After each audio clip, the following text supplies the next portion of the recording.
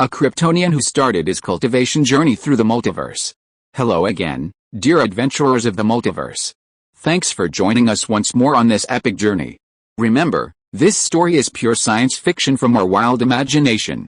So don't go trying to summon dragons in your backyard. The rights of this amazing novel belong entirely to its original author. We are only the narrators. Do you want more adventures? Show some love to our YouTube channel with a subscription and a like.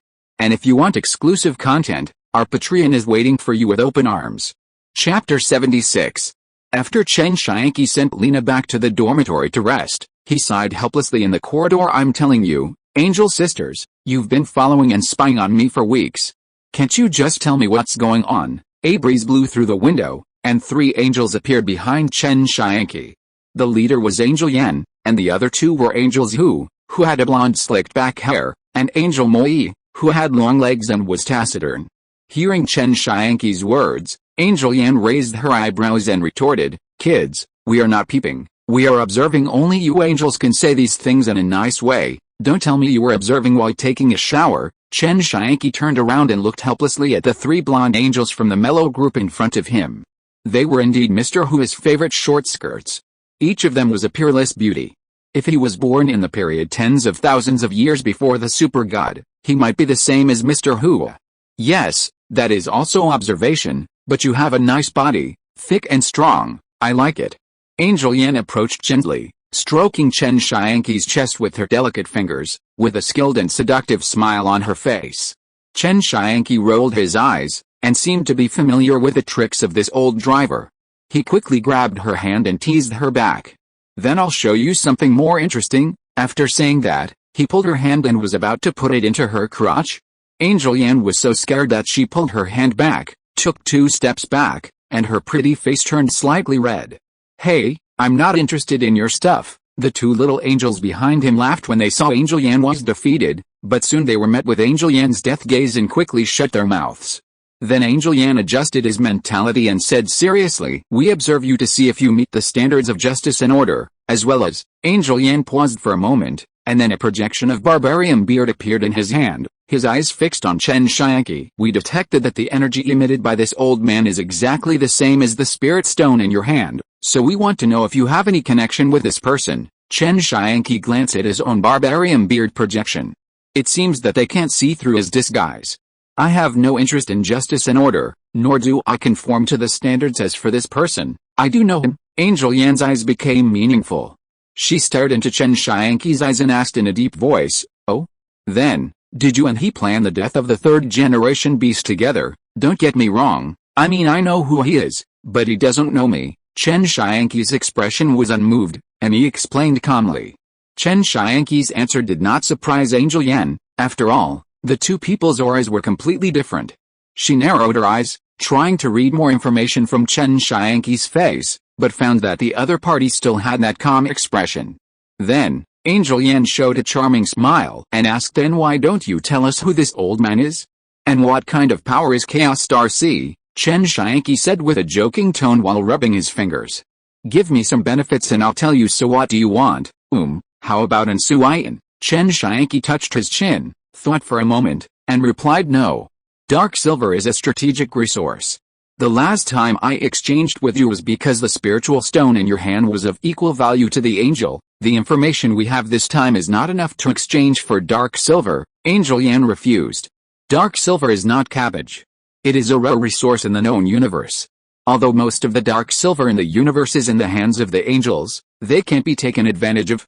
How about a 3rd-generation god resource?" Angel Yan seemed a little helpless when she heard Chen Tianqi's request. She couldn't help but persuade him. "Kid, I suggest you be more realistic and stop daydreaming. Talk about something practical. She herself is not a 3rd-generation god now, so where does the resource come from? Then some dark metal will be fine, right?" Chen Tianqi spread his hands, and it was obvious that they would not be taken advantage of this time. "Okay, release your dark space permissions, and I will move the things in for you." Angel Yan agreed to Chen Tianqi's request this time, and prepared to take out something from his own small treasury. "I don't have that thing, you put it here." Chen Tianqi rolled his eyes. How could he use it? He spread his hands, and the small Kyankan peak appeared in his palm. signaling Angel Yan to move the supplies directly here. Angel Yan looked at the strange and real little mountain, resisted the urge to activate the Eye of Insight to explore, and asked in surprise, "What is this thing? How can you put something in it when it's so small? This is just a treasure for storing things. Put the dark alloy here and it will automatically absorb it." Seeing that Angel Yan didn't roll his eyes at him as often as before, Chen Tianqi nodded and said calmly. Angel Yan saw that Chen Tianqi didn't elaborate, and he couldn't continue to ask, so he had to move the dark alloy out of his dark plane. Then, the space beside Angel Yan began to fluctuate, and slowly opened a deep dark crack. As soon as a corner of an object emitting dark golden light appeared, the Kyankan peak in Chen Tianqi's hand emitted a weak light wave, and quickly absorbed the dark alloy into the peak. The three angels were shocked. What kind of technology is this? It can also shrink. After the dark alloy was stored in the Kyankan peak, Chen Tianqi casually took the cave mansion's spiritual treasure into his body. Facing the three angels who looked a little surprised, he smiled and said softly, "Well, now that the deal is done, I will tell you the details of this old man." Angel Yan couldn't help but ask out of curiosity, "Child, how did you do this? You can shrink things and put them in there?" Seeing Angel Yan so curious, Chen Tianqi summoned Kyankan Peak again with a sinister look, took out an object, and put it into the peak after a while of movement. He demonstrated to her while saying seriously, "Oh, this, you do this first, then that, then this, and finally that, and that'll be it." As soon as he finished speaking, Angel Yan looked at him with an incredulous look, as if to say, "What you said is the same as if you didn't say anything." "Oh, forget it, tell us about this old man." Then, Angel Yan sighed, seeing Chen Tianqi's perfunctory response. He didn't want to ask any more questions. Chen Tianqi nodded slightly, looked at Angel Yan, and told him about some of the things that Manhuzi had done in Chaos Star Sea. This old man, named Manhuzi, is a legendary figure among the many immortal cultivators in the Chaos Star Sea. Chen Tianqi spoke slowly, weighing every word carefully. He is the first physical cultivator in Chaos Star Sea. He is famous in Chaos Star Sea for his powerful physical cultivation. He belongs to the magic sect, but he's not someone you want to mess with. As for the Chaos Star Sea, it is just a place, not a force.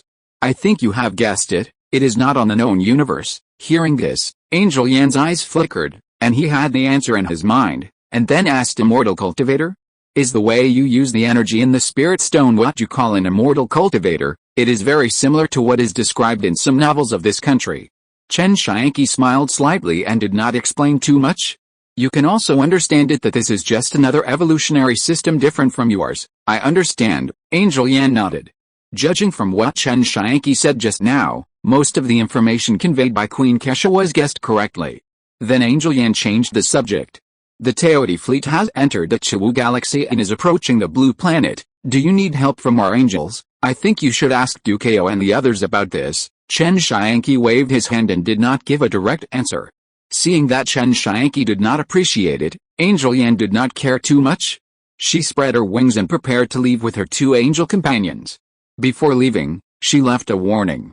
"The main force of the Teoti will arrive at Blue Star in a month, so you should be ready." Chen Tianqi looked at the backs of Cheyenne Shiyan and the other two as they left, his eyes flickering.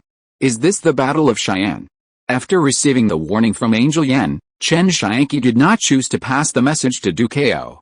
Instead, he returned to the villa in Cheyenne City. As soon as he entered the door, he saw Su Xiaoli with messy hair and unkempt appearance, lying on the sofa in a desolate manner, drinking fancy happy water and watching a ridiculous TV series. Seeing Chen Tianqi coming back, she just waved. Chen Tianqi saw that Su Xiaoli became so lazy without his supervision and guidance, and the corner of his mouth twitched. If he didn't know that this was the super seminary, he would have thought she was Gabriel. "Xiaoli, you haven't been slacking off these days, have you?" Chen Tianqi walked up to Su Xiaoli with a dark complexion. He remembered that he had told her to practice well before leaving. Seeing Chen Tianqi's bad complexion, Su Xiaoli quickly sat up, straightened her chest, and spoke with great confidence. "I practice every day." Chen Tianqi looked at Su Xiaoli's attitude, half believing and half doubting. Although she claimed to practice every day, from her current appearance, it was obvious that she did not put in too much energy and time. He looked around and saw the room full of snack packaging and messy environment, which confirmed this point. Then Chen Tianqi stared at Su Xiali's eyes with a sharp look, and his tone became a little stern. Are you sure? Seeing Chen Tianqi's stern face, Su Xiali was a little scared and said in a somewhat unhappy tone that I only practiced for 2 hours every day. Hearing this, Chen Tianqi was speechless. This ancestor was really a 3-minute enthusiasm. He had been pestering me to practice before, but after just a few months, he started to slack off. This place will be invaded by aliens soon. What if you don't practice hard to improve your strength and get caught by them? Su Xiali was shocked when she heard it. Alien invasion? Such a big event? The two foxes' ears stood up immediately, and they quickly hugged Chen Tianqi, rubbed against him, and began to act coquettishly. Hey, Brother Chen, with your protection I don't have to work so hard to cultivate. Chen Tianqi hid her head hard, and he was very disappointed. Don't always think that you'll be fine if I protect you. If you don't practice, you'll only live for 1,000 years, and then we'll be separated by yin and yang. Su Xiali covered her head and pouted her mouth in grievance. When she heard that she only had 1,000 years to live, she understood Chen Tianqi's good intentions and had to apologize timidly. I know I was wrong, Brother Chen. He immediately raised his head, looked serious, raised his hand, and swore to I swear, in the future, no, I will practice hard from now on. After that, Su Xiali stood up and prepared to go back to the room to pose with 5 hearts upward and start practicing. Chen Tianqi looked at her back and shook his head helplessly, hoping so. Then the figure disappeared from the spot and entered the cave Lingbao Qiankan Peak. He took out half of the dark iron and dark alloy and put them into a breeding ground for spiritual beasts. With a wave of his hand, countless gold-eating insects flew out. After circling in the air for a while, the black gold-eating insects pounced on the materials fed by Chen Tianqi. Chen Tianqi saw that the gold-eating insects gnawed effortlessly, and a satisfied smile appeared on his face. They were worthy of being spiritual insects that were good at devouring metals. I hope these things can make them evolve. Then he came to the cave that had been opened up at the peak of the mountain, sat down, and began to stabilize his cultivation that had been improved by absorbing a large amount of stellar energy. Chapter 77. Chen Tianqi was deeply immersed in a state of cultivation and meditation. At this moment, Morgana's computer, Demon Number 1, secretly connected to the depths of his consciousness. Damn it, this kid's consciousness defense is so tight that even Devil Number 1 almost couldn't hold on. Morgana cursed, looking unhappy. She ordered Huangfeng beside her, Huangfeng, do it. Implant it for me. With the support of resources extorted from the Grim Reaper Carl, Demon Number 1 successfully helped Huangfeng break through Chen Tianqi's mental defense, but at the cost of consuming a lot of energy. But Morgana didn't know that the moment Demon Number 1 came into contact with Chen Tianqi's consciousness, Chen Tianqi had already noticed something unusual. He realized that it was Morgana who was controlling it from behind, so he decided to continue to maintain his disguise, and at the same time use this opportunity to reversely invade the Demon Number 1 system through contact with Huangfeng and steal data information. Just as Chen Tianqi was immersed in this battle of consciousness, a white arm suddenly wrapped around his neck. He looked in the direction of the arm and saw a beautiful woman. At this critical moment, Chen Tianqi's consciousness suddenly fluctuated. Seeing this, Huangfeng quickly increased the computing power output obtained from Demon Number 1, trying his best to suppress Chen Tianqi's awakening consciousness. He was anxious, knowing that his woman Wang Morgana was watching from the side. If even the blessing of Devil Number 1 could not subdue Chen Tianqi, her fate would undoubtedly be very miserable. Chen Tianqi looked at this woman who looked like Liang Bing. It seemed that Morgana finally had some brains and knew that her aesthetics were different from those of the devil. At the same time, on the other side, Lena also had a dream. In the dream, she was lying on the bed, and Cheng Yaowen climbed onto her bed inadvertently. Before she could react, Cheng Yaowen suddenly stabbed her. Completely puzzled as to why her divine power could be hurt by an ordinary knife, Lena released a solar flare without hesitation.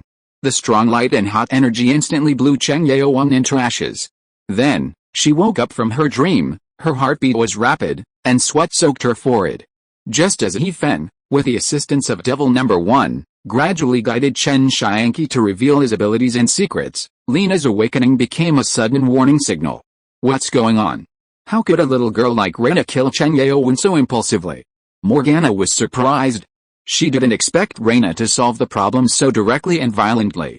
The other party's firewall has been broken. Start downloading data? The continuous sound of the system's mechanical voice made Chen Tianqi work harder to continue his disguise.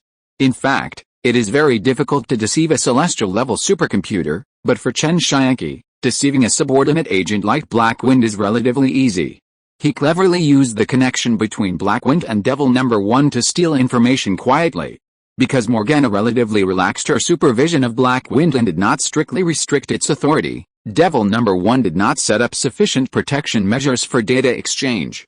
This exposed a huge loophole in data security, which was almost equivalent to a full opening of the firewall. Morgana was unaware of this, and she was impatiently urging Blackwind to speed up her actions. "Hurry up, why are you dawdling?" However, Huangfeng felt great pressure when carrying out the mission, because Chen Tianqi was extremely vigilant, and his consciousness fluctuated constantly, which made Huangfeng feel very uneasy. "I'm trying my best, but he's very alert, so we need to be more cautious." At the same time, Chen Tianqi had successfully downloaded most of the information on Demon Number 1 through his system. These data included the space-time wormhole technology that Morgana was very proud of, as well as the detailed data of the supergene space-time rose. But Morgana was not stupid enough to wait until Chen Tianqi had stolen everything before discovering it. After touching the supergene data of space-time rose, she was discovered.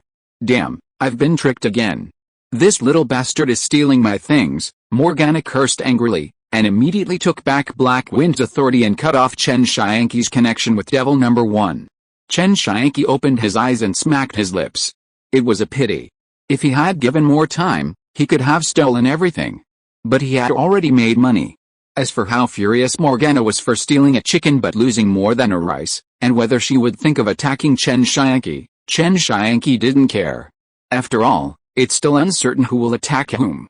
Now, except for Lena's supergene data, the supergene data of the rest of the Xiaongbing company is in Chen Tianqi's hands.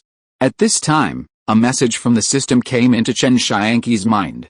Ding, the system has collected data to a certain extent, and some functions have begun to be updated. It is expected to take 1 month. Update? This system will update itself? Chen Tianqi thought about it and did not delve into it. After all, the biggest benefit of the system update is for himself. A few weeks later, Chen Tianqi set up an inverted 5-element formation around the villa to prevent the attack of the Teoti from blowing up his house. Then he told Su Xiaoli, who had been severely trained by Chen Tianqi, to practice well and not slack off. With her sonorous and powerful assurance, he disappeared from the villa and came to the giant canyon. At this time, Lena was beside Du Qiangwei. The two of them looked at Jezai Island, who was flapping a pair of small black wings not far away, trying to fly.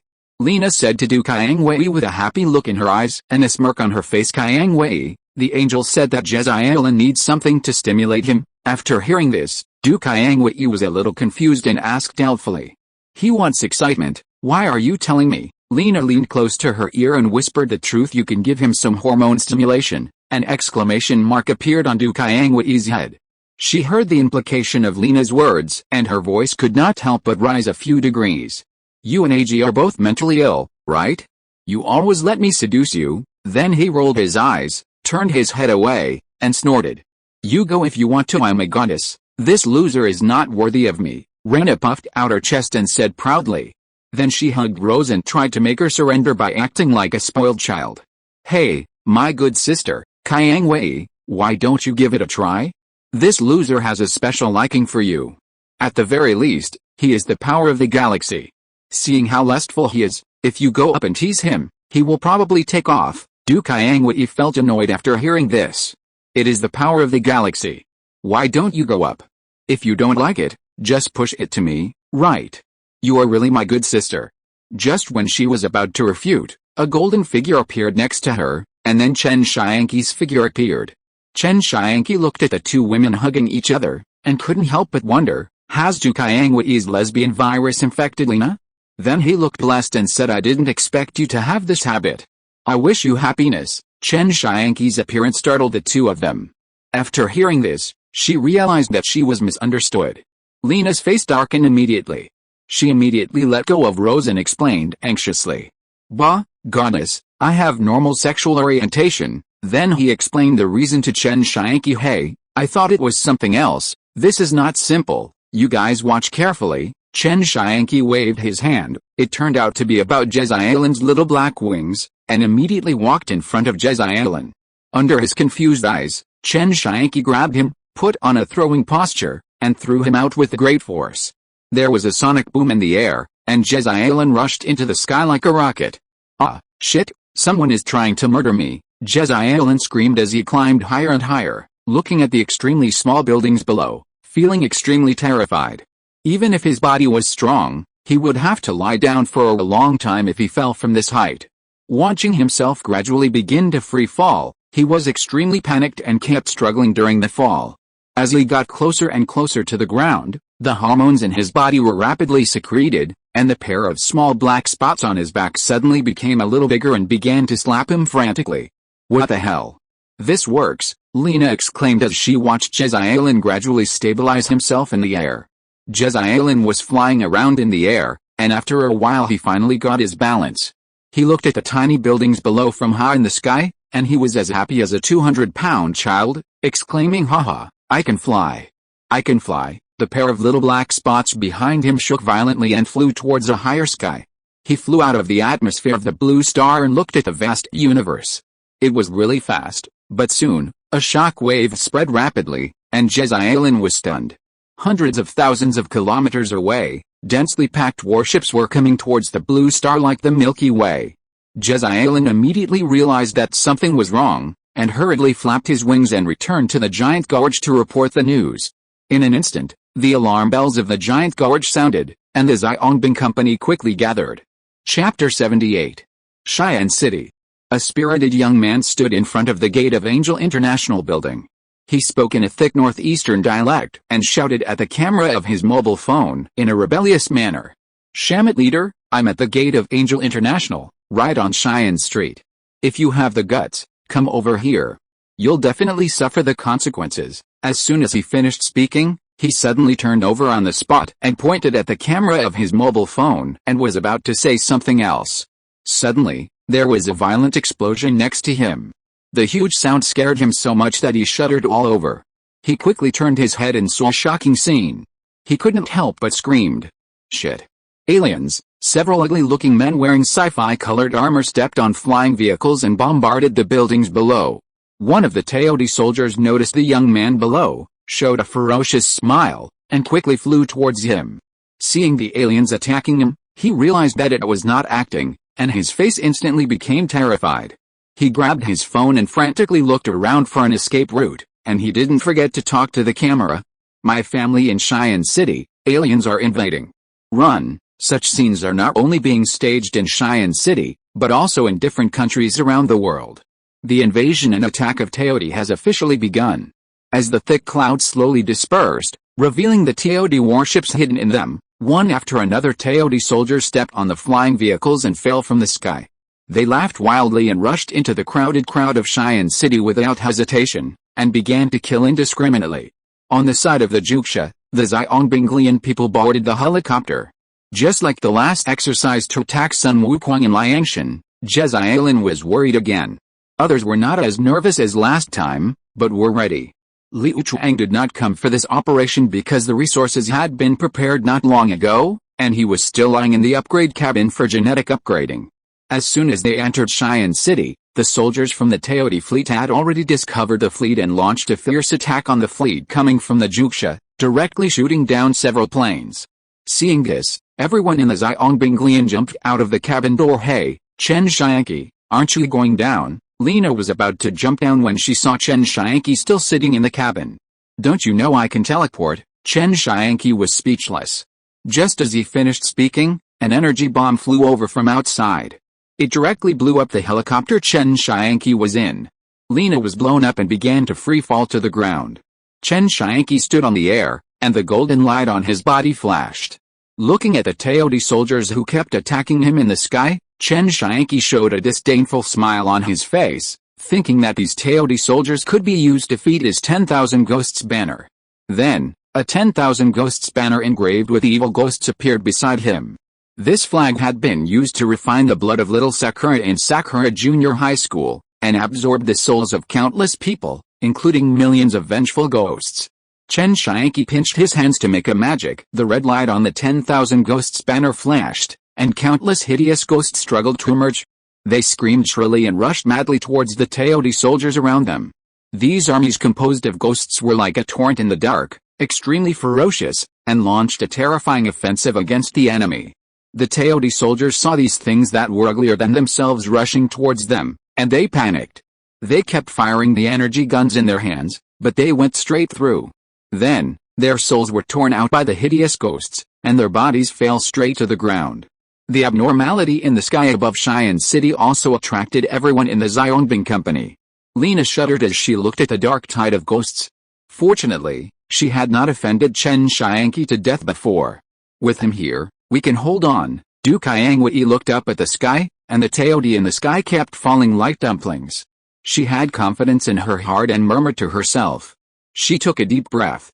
Now that Lena and Chen Tianqi were not around, she took over the command and issued orders to the Zhongbing Company. Hurry up. We need to enter Xi'an City to delay time and help the army evacuate the people. Zhongbinglian suddenly came back to his senses and sprinted into Xi'an City with all his strength. Holy shit. It's that big? Are you kidding me? When the Zhongbinglian who entered Xi'an City saw the huge warship of the Teodi civilization, they were stunned for a moment. How can we delay time? It's impossible. Jezaialan trembled a little. The gap in technological strength was too great. There was no hope of victory. Delay with your life? Delay even if you can't. Du Qiangwei was furious when she saw Jezaialan saying discouraging words before the fight even started. The two commanders Feng Lei and Shanglu on the Teodi warship also discovered the Zhongbinglian and immediately gave orders to their men. Turn the side turret and fire a shot at them. First launch the god-killing plan against Delena and Chen Tianqi, then let the blessed warriors go on the field to destroy them. It's time to show the power of my god Karl. Du Qiangwei saw the turrets in the sky slowly moving, realized that the position of her team had been exposed, and shouted loudly hidden. Jezaialan stepped forward to block the attack. Me. Before Jezaialan could react, a huge beam of energy came crashing down, and all the members of the Zhongbing Company were blown away to all directions in the city. Chen Tianqi stood in the sky, watching the Zhongbing Company below being blown up and fighting on their own. After all, they were all ordinary people before and had not experienced the baptism of blood and fire. But Chen Tianqi didn't care much. He summoned Qianqin Peak in his palm, and at the same time, he watched the huge cross fleet in the sky and began to supply spiritual power to Qianqin Peak. In an instant, Qianqin Peak expanded rapidly, piercing the clouds, and then slammed towards the cross fleet of Teodi. The light energy protection wall of the Teodi fleet collapsed instantly under the impact of Qianqin Peak, unable to withstand the strong attack from the cave mansion's spiritual treasure. The huge mountain hit the main ship directly, and suddenly flames burst out. Explosions continued. The main ship began to tilt and fell to the ground. On the Teodi main ship, Feng Lei and Shanglu did not expect that their fleet would be destroyed just when they were about to activate the god-killing gun to attack Chen Tianqi and Lena. At this critical moment, the two's armor quickly covered their whole bodies, and they felt their own powerful strength, which expanded to the extreme. Each of them held a god-killing gun, and quickly adjusted their strategies, preparing to independently execute a god-killing plan. Chen Tianqi saw the fall of the fleet. These things cannot be wasted, at least his own gold-eating bugs can eat them. Chen Tianqi waved his hand and guided countless gold-eating bugs to pour out. These small bugs formed a thick black cloud in the sky and flew towards the crash site of the Teodi fleet. As more and more gold-eating bugs gathered, they gradually formed a large black vortex spun and gathered towards the crash site. The situation became increasingly fierce and began to devour the fleet. Feng Lei and Shanglu, along with several blessed mecha warriors, had just flown out of the battleship when they were confronted by countless dark golden bugs. The gold-eating bugs swarmed in, but in just over a dozen seconds, Feng Lei and Shanglu's fantasy was not yet complete. Several Teodi covered in mechanical metal turned into ashes and became food for the gold-eating bugs. After the gold-eating bugs flew away, they were followed by hideous resentful ghosts and monsters, which grabbed the Teodi souls that were about to dissipate and tore and ate them. Chen Tianqi took back Qianqin Peak and continued to command the gold-eating bugs to continue to wreak havoc in Xi'an City. Once the remaining Teodi soldiers were found, they would be eaten up. This lasted for half an hour, and the Battle of Xi'an City. The prologue came to an end at the speed of light. At this time, Reina had just met up with his Huangfeng company. She looked at the angels' terrifying bugs in a daze and shuddered. As soon as they discovered the enemy, they were rushed forward by these black masses of bugs and eaten until there was nothing left. And this battle was too easy, wasn't it? First, a mountain appeared and blew up the battleship, and then countless man-eating bugs appeared and ate up the Teodi army. On the other hand, their team had just been hit by an energy cannon and dealt with a few Teodi soldiers, and they found that the war seemed to be over. After the Teodi soldiers in Xi'an City were completely eliminated, Chen Tianqi recalled the gold-eating bugs and instantly came to the Huangfeng company.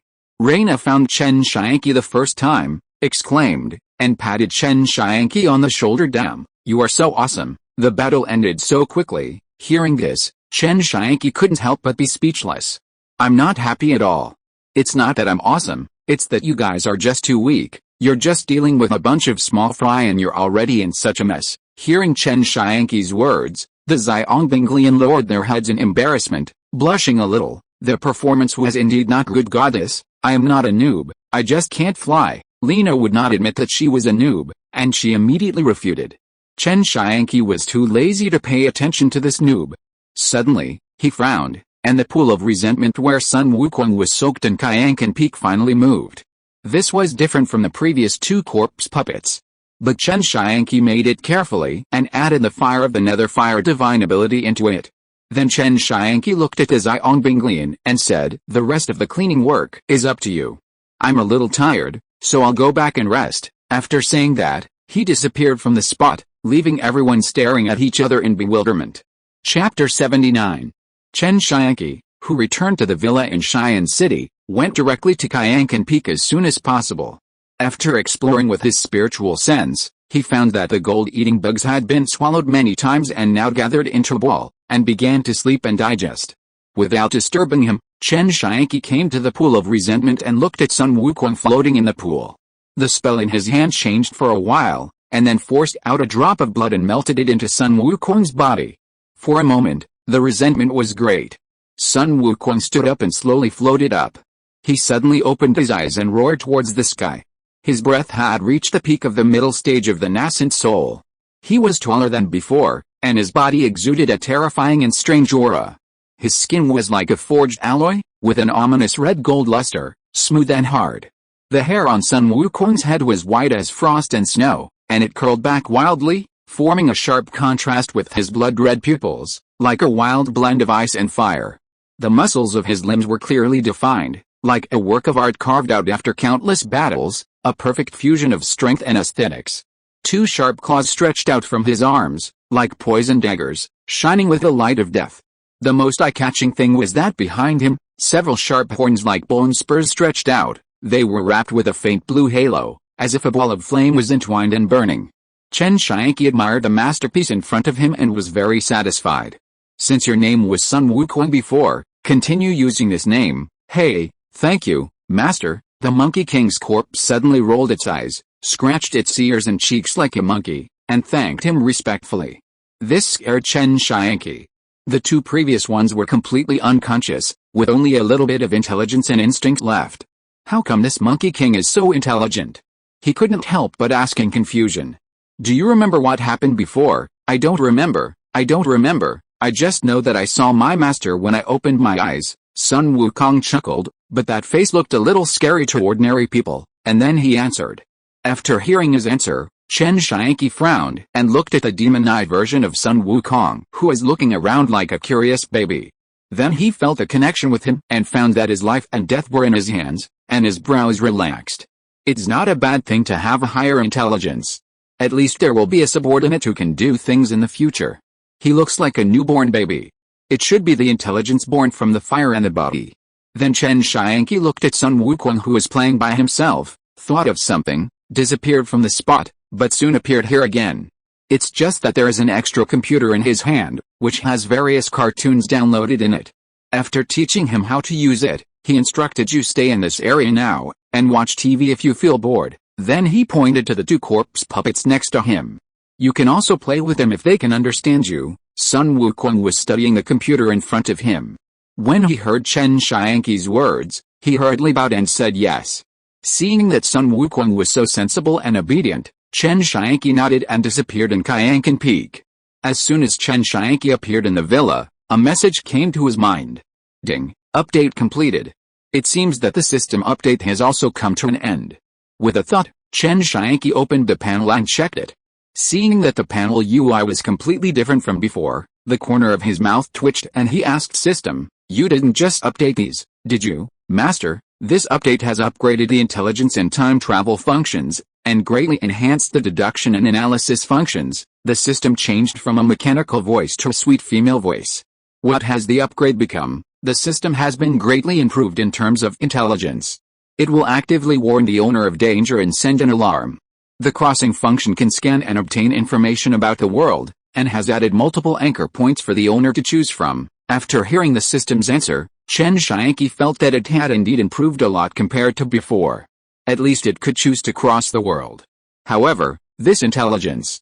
Suddenly, Chen Tianqi had an idea and said in a deep voice, "Can I refine you?" "Yes, Master, the system is deeply bound to your soul. I suggest you become an immortal before refining it.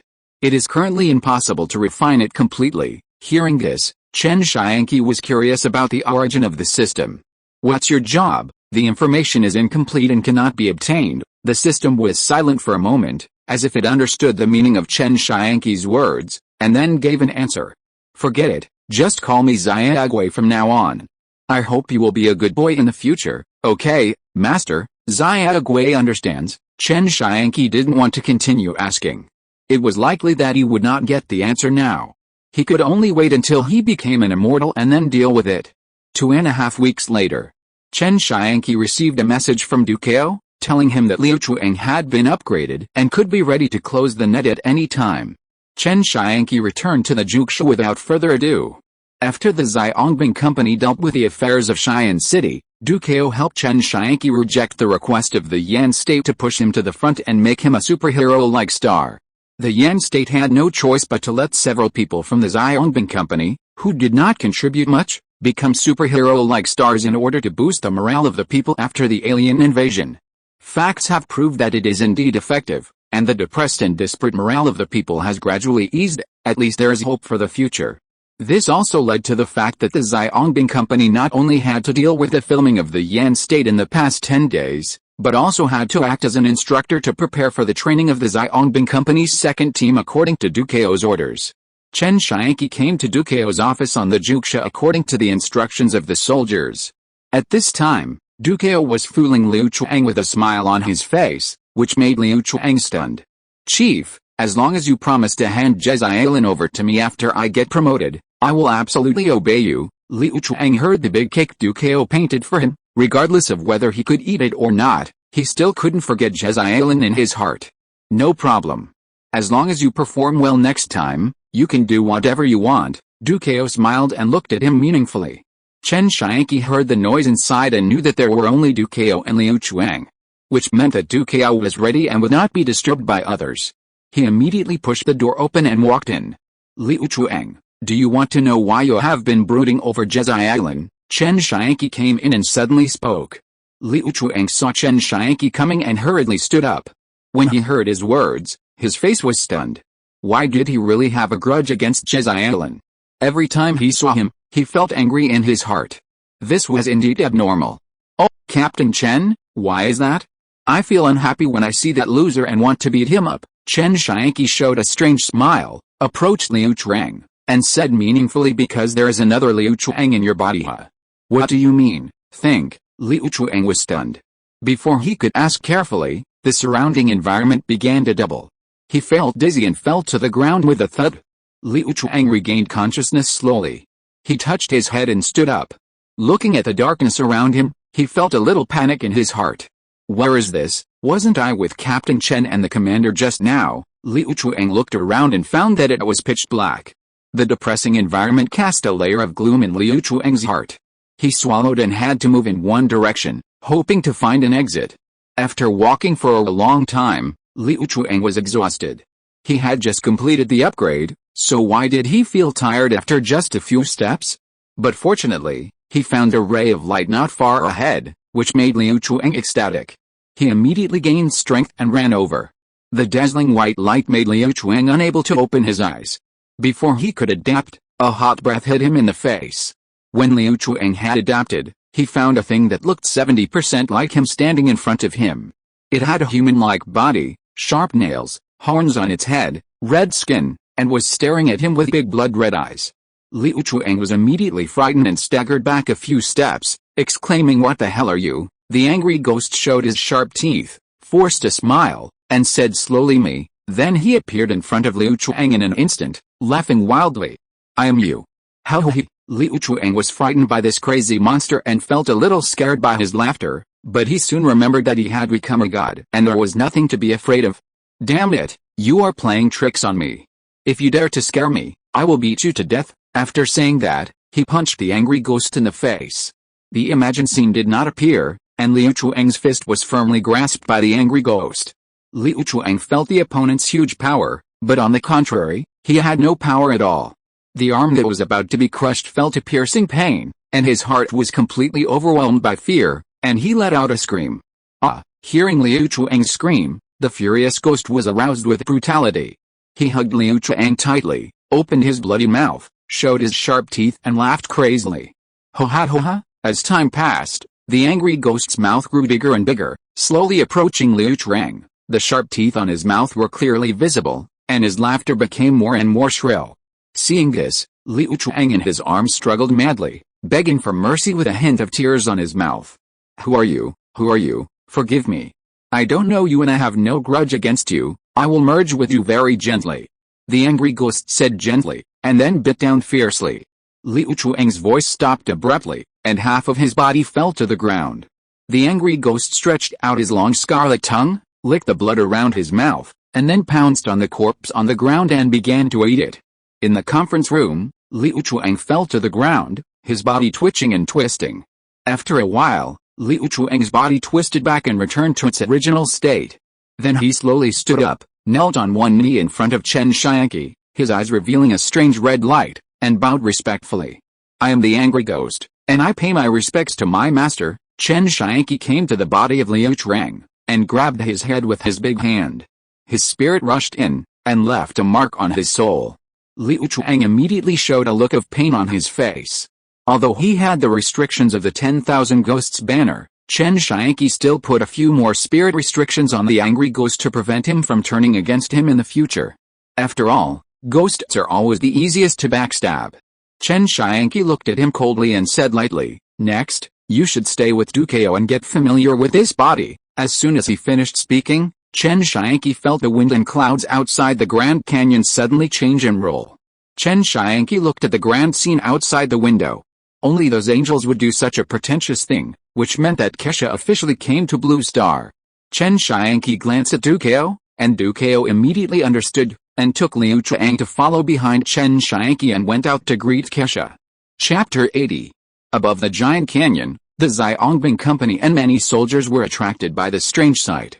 "Oh my god, there are so many angel beauties." Jezailan saw the long white legs dangling in the air, and a tear fell from the corner of his mouth. "Yes, there are so many angels. How great it would be if I could marry one of them." His best friend Zhaozin also echoed beside him, his eyes almost popping out. Many beautiful angels surrounded a queen sitting on the throne. She was wearing white autumn pants, with her legs crossed, and was casually exploring everything about the history of Blue Star.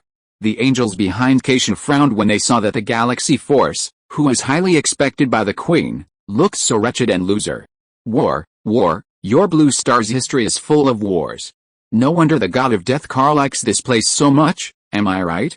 The power of the galaxy. Kesha's white eyes returned to normal, and she looked at Jezailan calmly and said, You ask me?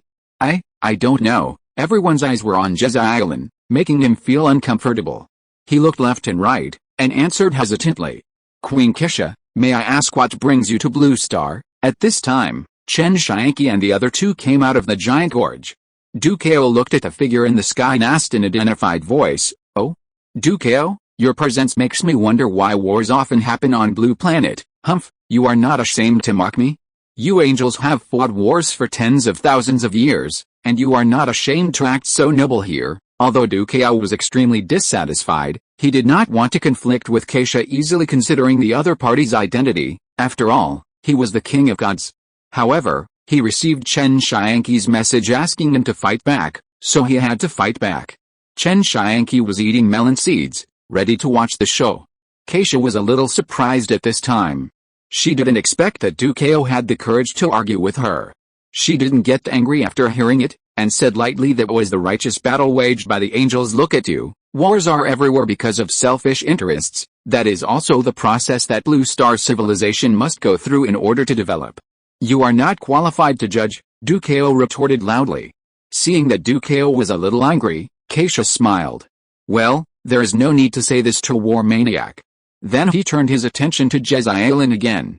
Galaxy power, we are here to destroy the evil god Morgana. Now I know her location, I can launch a great trial to eliminate her at any time, but after all, this will be your territory in the future, so I need your authorization. After that, Angel Yan flew high in the sky at Keisha's signal, raised the flaming sword, and began to charge. Inside Demon Number 1, Morgana had been monitoring Keisha's actions since the moment she set foot on Blue Star. When she heard that Keisha had locked her location and was preparing to launch the Great Judgment, Morgana was extremely angry and her emotions were as excited as the raging tide in the storm. She cursed indignantly, her voice full of dissatisfaction and hatred towards Keisha. Damn it, this bitch is targeting me again. Suddenly Morgana had an idea.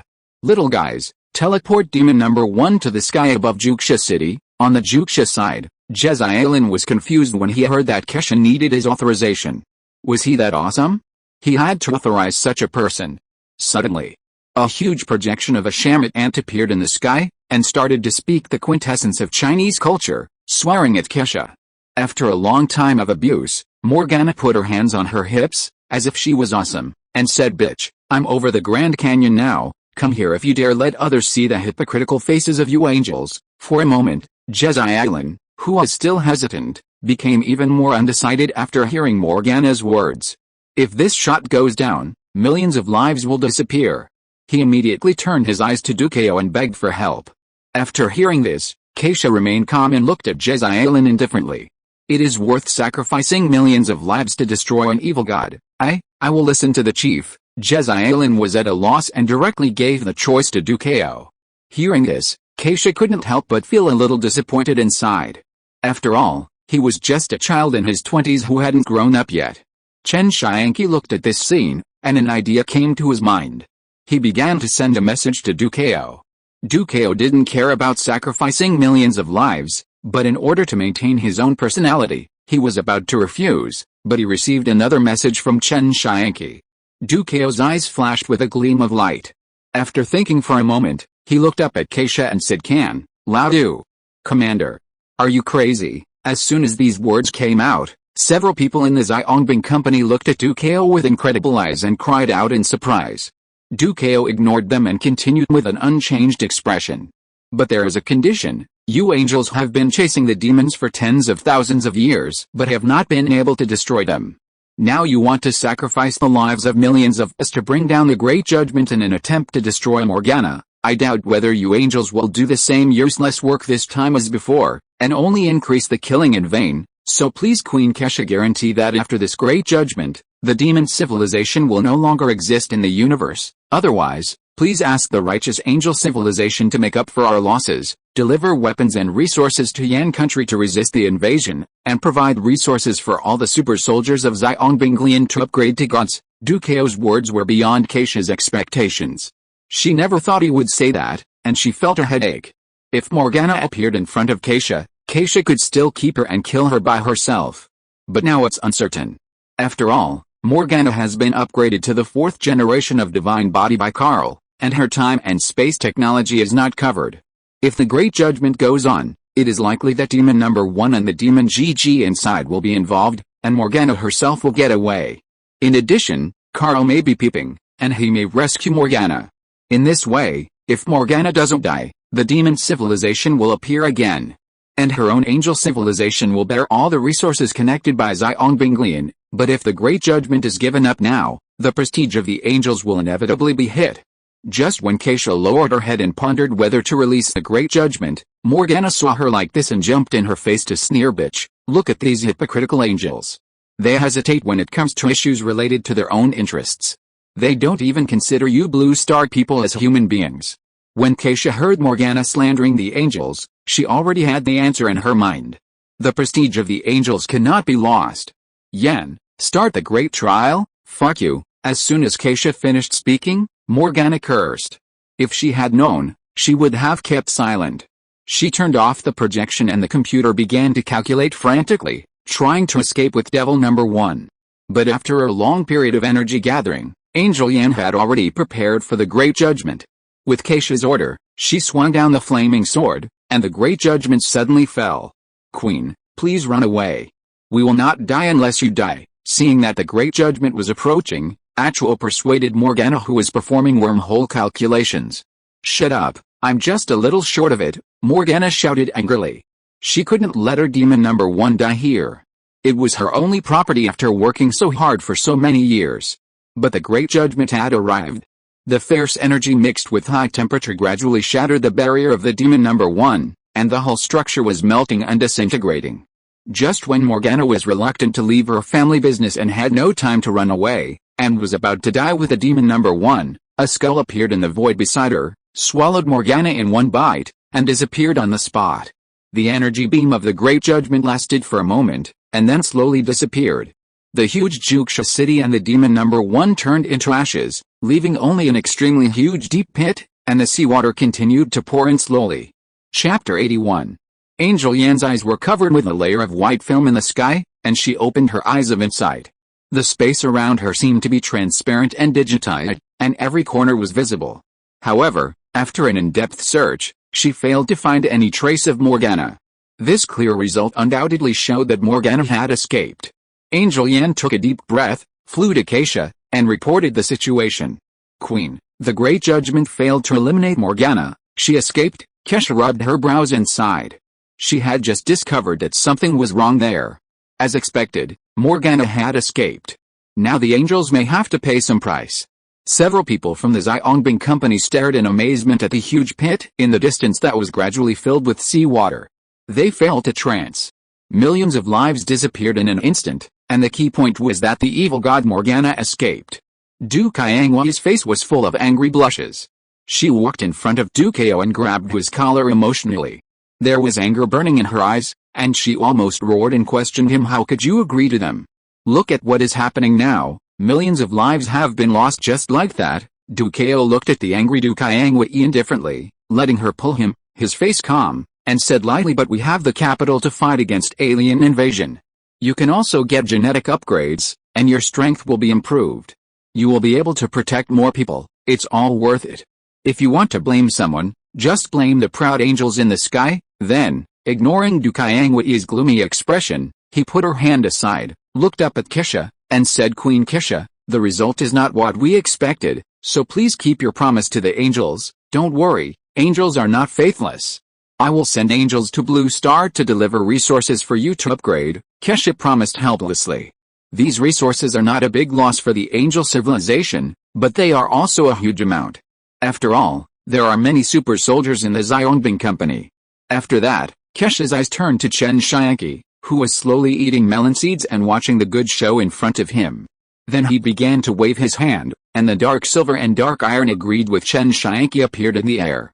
Chen Tianqi, these are the things you want, and now I will deliver them to you as agreed. Chen Tianqi saw that his things had finally arrived, and with a big wave of his hand, he put the things into Qianqin Peak, then took out 1,000 spirit stones, and floated in front of Keisha with his magic power, and said, Thank you Queen Keisha, these are the spiritual stones for the transaction. Keisha took over many spiritual stones and picked up one to observe.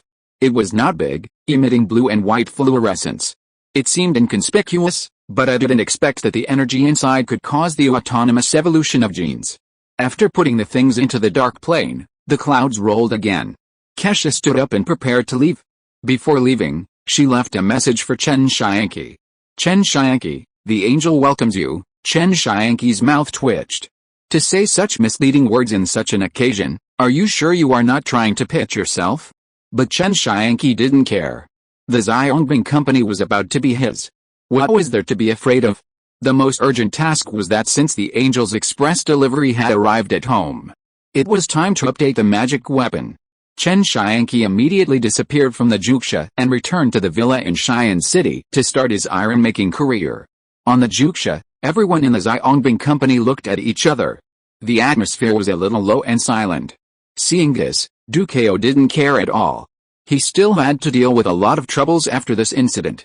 Thinking that his phone would be bombarded by the top leaders of Yan country later, he couldn't help but frown, sighed exhaustedly, and left the deck of the Juxia. Somewhere in an unknown galaxy, the space in the space was shaking, and a figure slowly appeared. Morgana was in a trance, and seeing the dark space, she realized that it must be Carl who saved her, but she would not appreciate it, and directly opened the address book to scold Carl. "Carl, you bitch, who asked you to save me? I almost moved demon number 1 away, Liang Bing, it's too late. By the time you finish the calculation, the Great Judgment will have melted you." Carl suddenly appeared in front of Morgana and said gently, "I don't care, why didn't you take me away with devil number 1 earlier? Now my property is gone, it's all your fault. You have to compensate me." Morgana put her hands on her waist and chest, relying on Carl being her licking dog. She acted unscrupulously and acted like a rogue. After hearing this, Carl's mouth twitched, and he was a little speechless. He really treated himself as an ATM, but after all, he was his first love, so he was not angry, and his tone was still gentle. "Yes, but you have to participate in my plan." "What?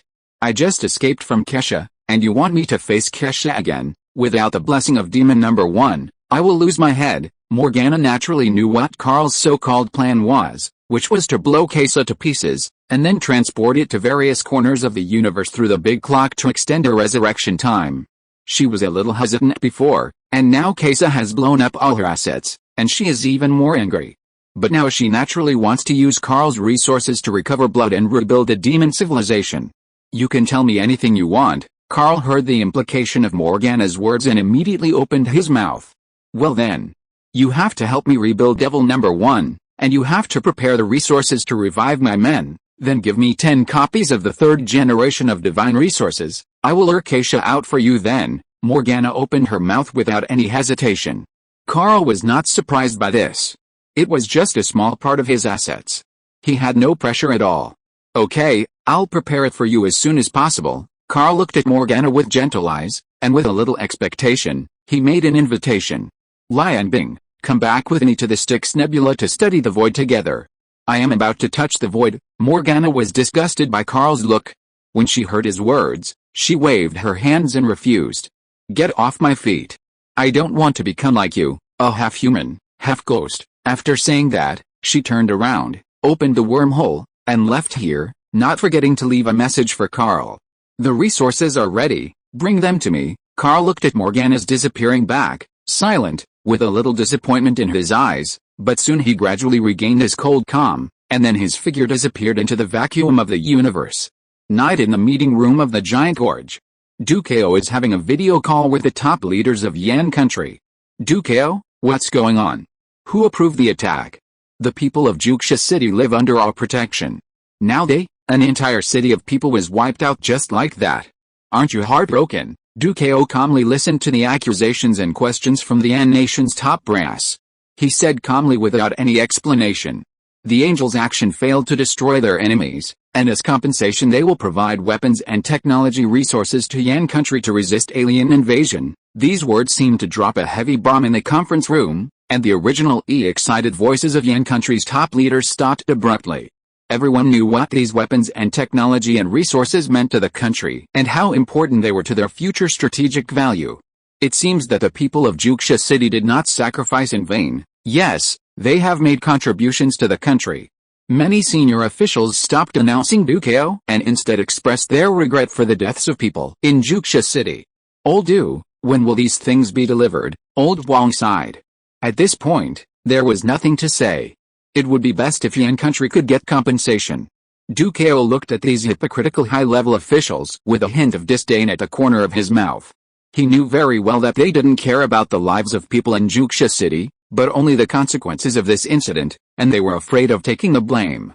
Now with the compensation from the angel, this matter can be completely smoothed over. Only interests can calm people's hearts. The angel will send someone to connect with me, and I will take over the resources at that time. Well, once the resources are in place, Lao Du, you should transform them into combat power as soon as possible and arm them. We still don't know when the TOD civilization will launch another invasion. The world is in the midst of war right now. After hearing Du Cao's answer, Wang Lao nodded and told Du Cao to hurry up. After hesitating for a moment, he thought of how to deal with the Juxia City incident. As for the matter of Juxia City, then let's announce to the outside world that it was the TOD civilization that launched the attack, late at night in the Juxia dormitory. After the scene during the day, the women of Xiangbinglian tossed and turned, not feeling sleepy at all. But the new Liu Chuang slept soundly, with a smile on his face after getting a new body. And the three friends in the bush, with Chen Tianqi holding the 10,000 ghosts banner and performing magic in the air, all fell into the quagmire of consciousness with a command, showing pain on their faces. Just like Liu Chuang, the parasitic ghosts in Zhaozin and Jezailan's bodies officially began their great cause of taking over. The soul-eating goo in Jia Yaowen's body also broke out completely, gradually eroding his soul. As time passed, the sun gradually penetrated the windows of the dormitory and slowly illuminated the entire room. Jezailan and Zhaozin opened their eyes and sat up, with a strange red light shining in their eyes. They twisted their bodies and made several unreasonable movements, as if they were familiar with their bodies. Jia Yaowen had already woken up at this time, and was not surprised to see the two strange people. His soul had been eroded and controlled by the soul-eating goo. He ignored the two people calmly, put on his clothes, and prepared to start a new day of training. If you are listening to this novel on a channel other than Fanfic World, it means it was downloaded and re-uploaded without effort. We warmly invite you to visit our channel, Fanfic World. There you will find the original version of this story and many other novels of various genres. We look forward to seeing you dive into a world of incredible novels. Chapter 82. The 10,000 Ghosts banner floating beside Chen Tianqi suddenly trembled, and he realized that the Xiangbinglian had successfully closed the net.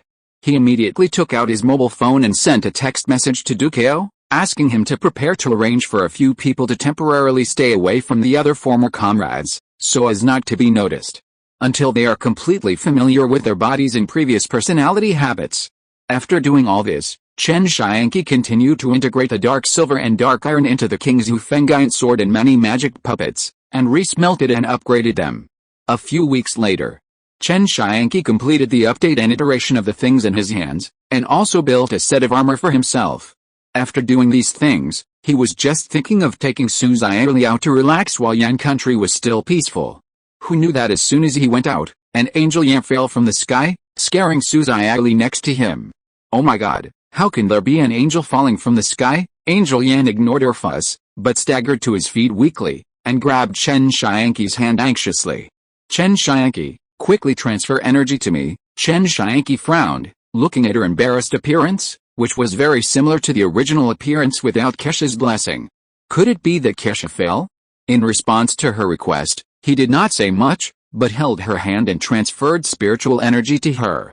After a while, he stopped transferring spiritual energy when he saw that she had recovered, and then asked, "You are in such a mess, have you been attacked?" Angel Yan felt the energy filling up his body, and first contacted the angels scattered around after being attacked, then looked at Chen Tianqi, and answered with a hint of sadness in his voice. Queen Kesha, fallen. He took a deep breath and then explained the current situation to Chen Tianqi. Shortly after the death of Queen Kesha, we lost a blessing of the sacred treasury and our strength was greatly reduced. Then we were attacked by the Teodi king. Carl had set up an angel gene attack program in his engine. We were no match for him. Now, with Queen Kesha coming to Blue Star, the sisters have died or been injured, scattered all over the Blue Star. Angel Yan paused and looked at Chen Tianqi expectantly. I just ordered all the sisters in Blue Star to gather in Yan country, so I hope you can take care of them. What about you? After hearing this, Chen Tianqi did not rush to agree. Seeing her like this, it seemed that she had not experienced death yet. He started the secondary biological engine. According to Queen Kesha's appointment, I need to return to Angel Civilization to take over the position. Chen Tianqi, I will guarantee that the angels will repay your kindness as the next Queen of Angels. After observing Chen Tianqi for so long, Angel Yan naturally understood his character to some extent, and immediately promised that helping the angels would be beneficial to him. Chen Tianqi naturally understood what she meant and patted his chest. Don't worry, your angel sisters won't be spared in Yan country. Angel Yan was relieved when she saw Chen Tianqi agreed.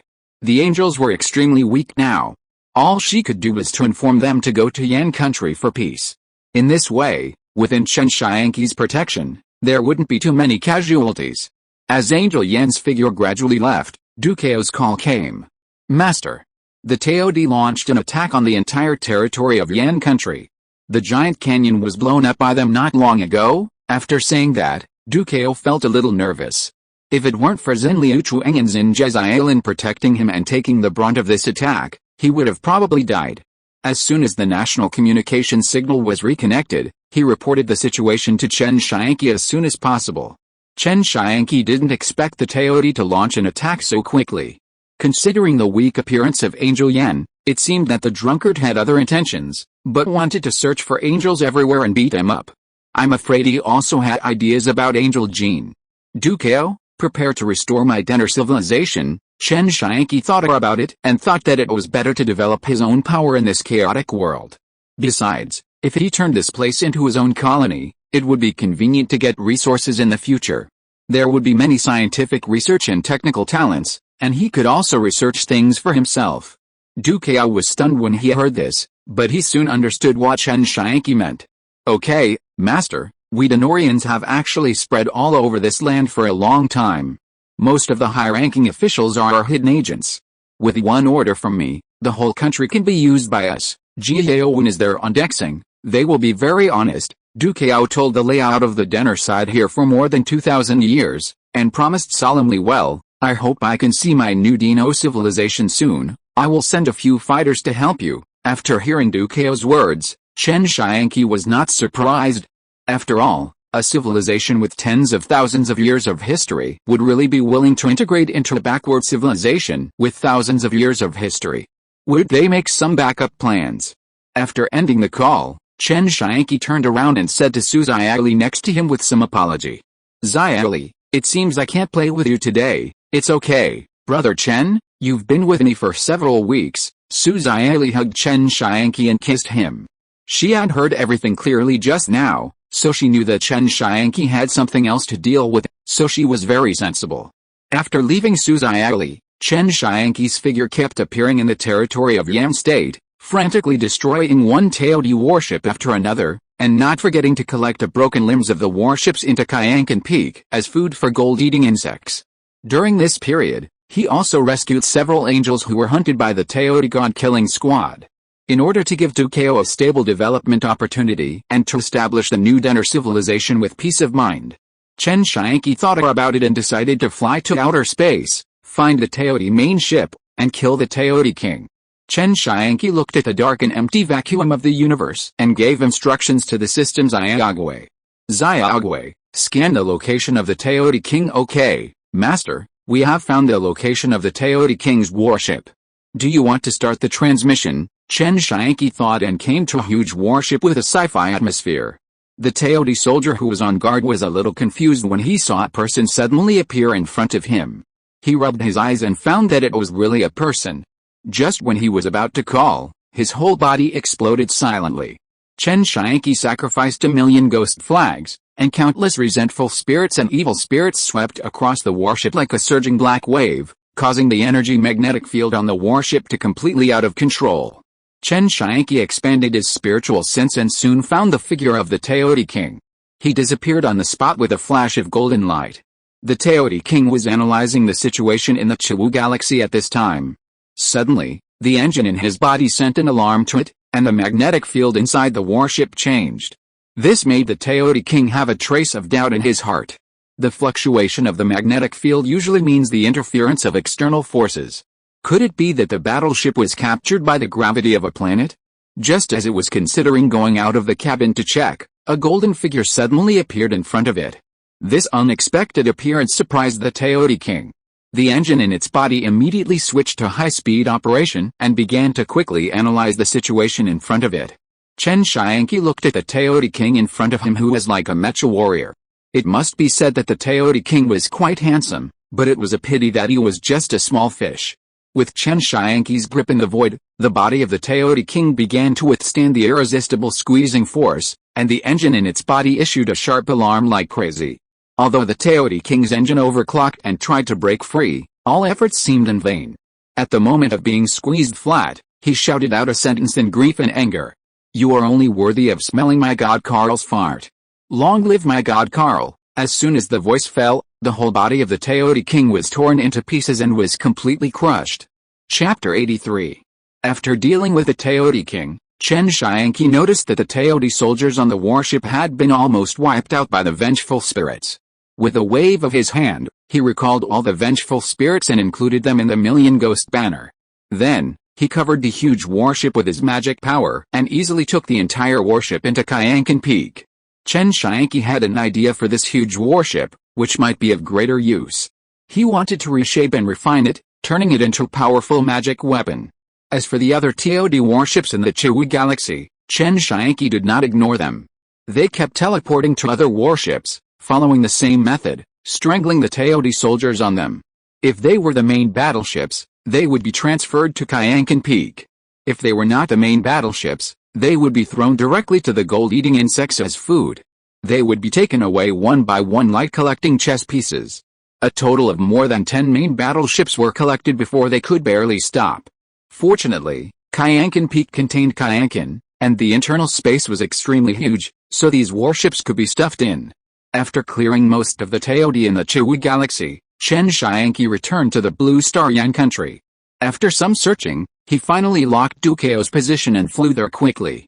At this time, Dukeo was staying in a camp with Liu Trang, Jezialin and 4 others. Now he had just contacted Lianfeng and issued an order for Lianfeng to contact the members of the Xiangbinglian scattered around as soon as possible, planning to assemble at the North Star. Although Chen Tianqi destroyed the Teodi fleet in the Yan country, there were still a large number of Teodi soldiers invading the Yan country. Although these Teodi soldiers did not have the help of the fleet, the high-tech equipment on their bodies was still not comparable to the Yan country army, and they firmly occupied the advantage. The battle-loss ratio of the Yan countryside remained high. The camp where Dukeo was located was preserved thanks to the timely arrival of Dukeo and others. As soon as the call ended, Chen Tianqi appeared in Dukeo's camp out of thin air. When Dukeo saw Chen Tianqi, he immediately stepped forward and saluted respectfully. "Welcome, Master. May I know what instructions you have for this trip?" Call Liu Trang, Jezialin and the others over. Chen Tianqi sat in his office, crossed his legs and said calmly. After a while, Dukeo led Liu Trang, Jezialin and the others into the tent. As soon as they entered the tent, they immediately knelt on the ground, bowed their heads and saluted, looking very respectful. Chen Tianqi looked at the few people whose auras were completely different from those of the past, and said, "How familiar are you with your body? Thank you for the gift from the Master." "We have completely mastered these bodies," Liu Trang said respectfully. "He is now the strongest among the group and the boss of this new group, except for Dukeo." "That's good." Then Chen Tianqi looked at Dukeo. "Dukeo, I have dealt with the Teodi fleet in Yam for you. Rebuild New Denner as soon as possible, don't let me down." Dukeo agreed after hearing this. Then Chen Tianqi waved his hand, and Sun Wukong appeared in front of them with number 1 Sumali and number 2 Sodden Corpse Puppet. Kesha has fallen, and the angels will be in great trouble. It will probably take some time to get those resources. Now that Karl is the only one in the universe, Blue Planet will be invaded. More angels on the Blue Planet. You can cooperate with them to fight the enemy. I have a few subordinates here. I will give them to you first, so that you will not be powerless to fight back when you encounter a strong enemy. Chen Tianqi pointed at Sun Wukong and the other 2 and told Dukeo. Dukeo quickly agreed, then looked at the monkey who looked like Sun Wukong with a puzzled look and asked, "Master, didn't you kill Sun Wukong?" After hearing this, Sun Wukong jumped in front of Dukeo angrily and said with a grin, "Who did you say was killed by the Master? Believe it or not, I, old Sun, will kill you." Dukeo was frightened by him and stumbled back a few steps. Chen Tianqi helplessly knocked on Sun Wukong's head and said, "Wukong, don't scare me. I'm not here. You have to listen to him from now on." Ignoring Sun Wukong's aggrieved expression, he explained to Dukeo. "This Sun Wukong is not that Sun Wukong also. I will be away for a while, and these 3 are my subordinates who I have carefully trained. They will be your best helpers in building the New Denner." "Thank you, Master. I will definitely build a New Denner civilization for you." Dukeo was very moved to see that he had 3 capable assistants, and thought that he had been valued by Chen Tianqi. Then Chen Tianqi stood up and shot out several golden lights, which poured into the brains of everyone present, setting dozens of restrictions on their souls. They did not dare to resist Chen Tianqi's actions at all, and honestly let go of their consciousness and let Chen Tianqi go in and out. Seeing that Chen Tianqi had done all this, Dukeo suddenly thought of something, took out a communicator, and handed it to Chen Tianqi. Master, Pan Zhen from Liang took Reina away before the Great Canyon was attacked, and conveyed to me his request to see you, Pan Zhen. Why did he want to see me? Could it be that half of Liang finally couldn't hold on and wanted to move to Blue Star? It seems that it is not impossible to go to Liang when you have time. Star control technology is still very tempting. There is no relevant information on my stupid system, and it is too slow to study. Chen Tianqi looked at the Liang communicator in his hand and fell into deep thought. At this time, the voice of a messenger came from outside. Commander, a soldier from the Xiaongbing company has come to us. Okay, I understand, Dukeo said in a deep voice after hearing this, and then looked at Chen Tianqi, waiting for his order. Let's go out and see who's here. Chen Tianqi put a layer of Teodi armor on Sun Wukong and the other two, making it impossible to see their original appearance, and engraved a few inscriptions to cover up their aura as he led a group of people out of the tent. The dusty Du Kayangwei and a beautiful woman next to her came forward. Du Kayangwei was a little excited and surprised to see so many comrades suddenly appear. Lao Du. Captain Chen. Great, you are all here. Du Kao walked forward, patted Du Kayangwei on the shoulder, and said softly, Kayangwei, thank you for your hard work. Du Kayangwei's eyes moistened when she saw that her father was not dead, and she hugged him immediately. Chen Tianqi recognized the woman next to Du Kayangwei as Morgana at a glance. Morgana did not expect to meet Chen Tianqi here. When she saw his straight eyes, she felt something was wrong and was about to find an excuse to slip away. Chen Tianqi walked to Morgana with a sly smile, put his arm around her shoulders, leaned close to her ear, and said softly, Lianbing, right? You don't want Morgana's identity to be known by Kayangwei, do you? Morgana was a little angry when she heard it. He actually dared to threaten me, but with Kayangwei here, she couldn't get angry either. She whispered, boy, what do you want to do? Du Kayangwei, who had calmed down, saw the three tall mecha warriors behind Du Kao and asked in confusion, Lao Du, who are they? Oh, they are the soldiers brought by Captain Chen to help us, Du Kao replied with a smile. Hearing this, Du Kayangwei turned her head to look at Chen Tianqi and saw him hugging and kissing the unknown woman on the road, acting intimately and talking about something.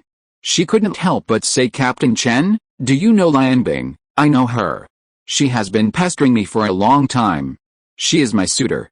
Chen Tianqi was not lying. She had indeed come to him many times.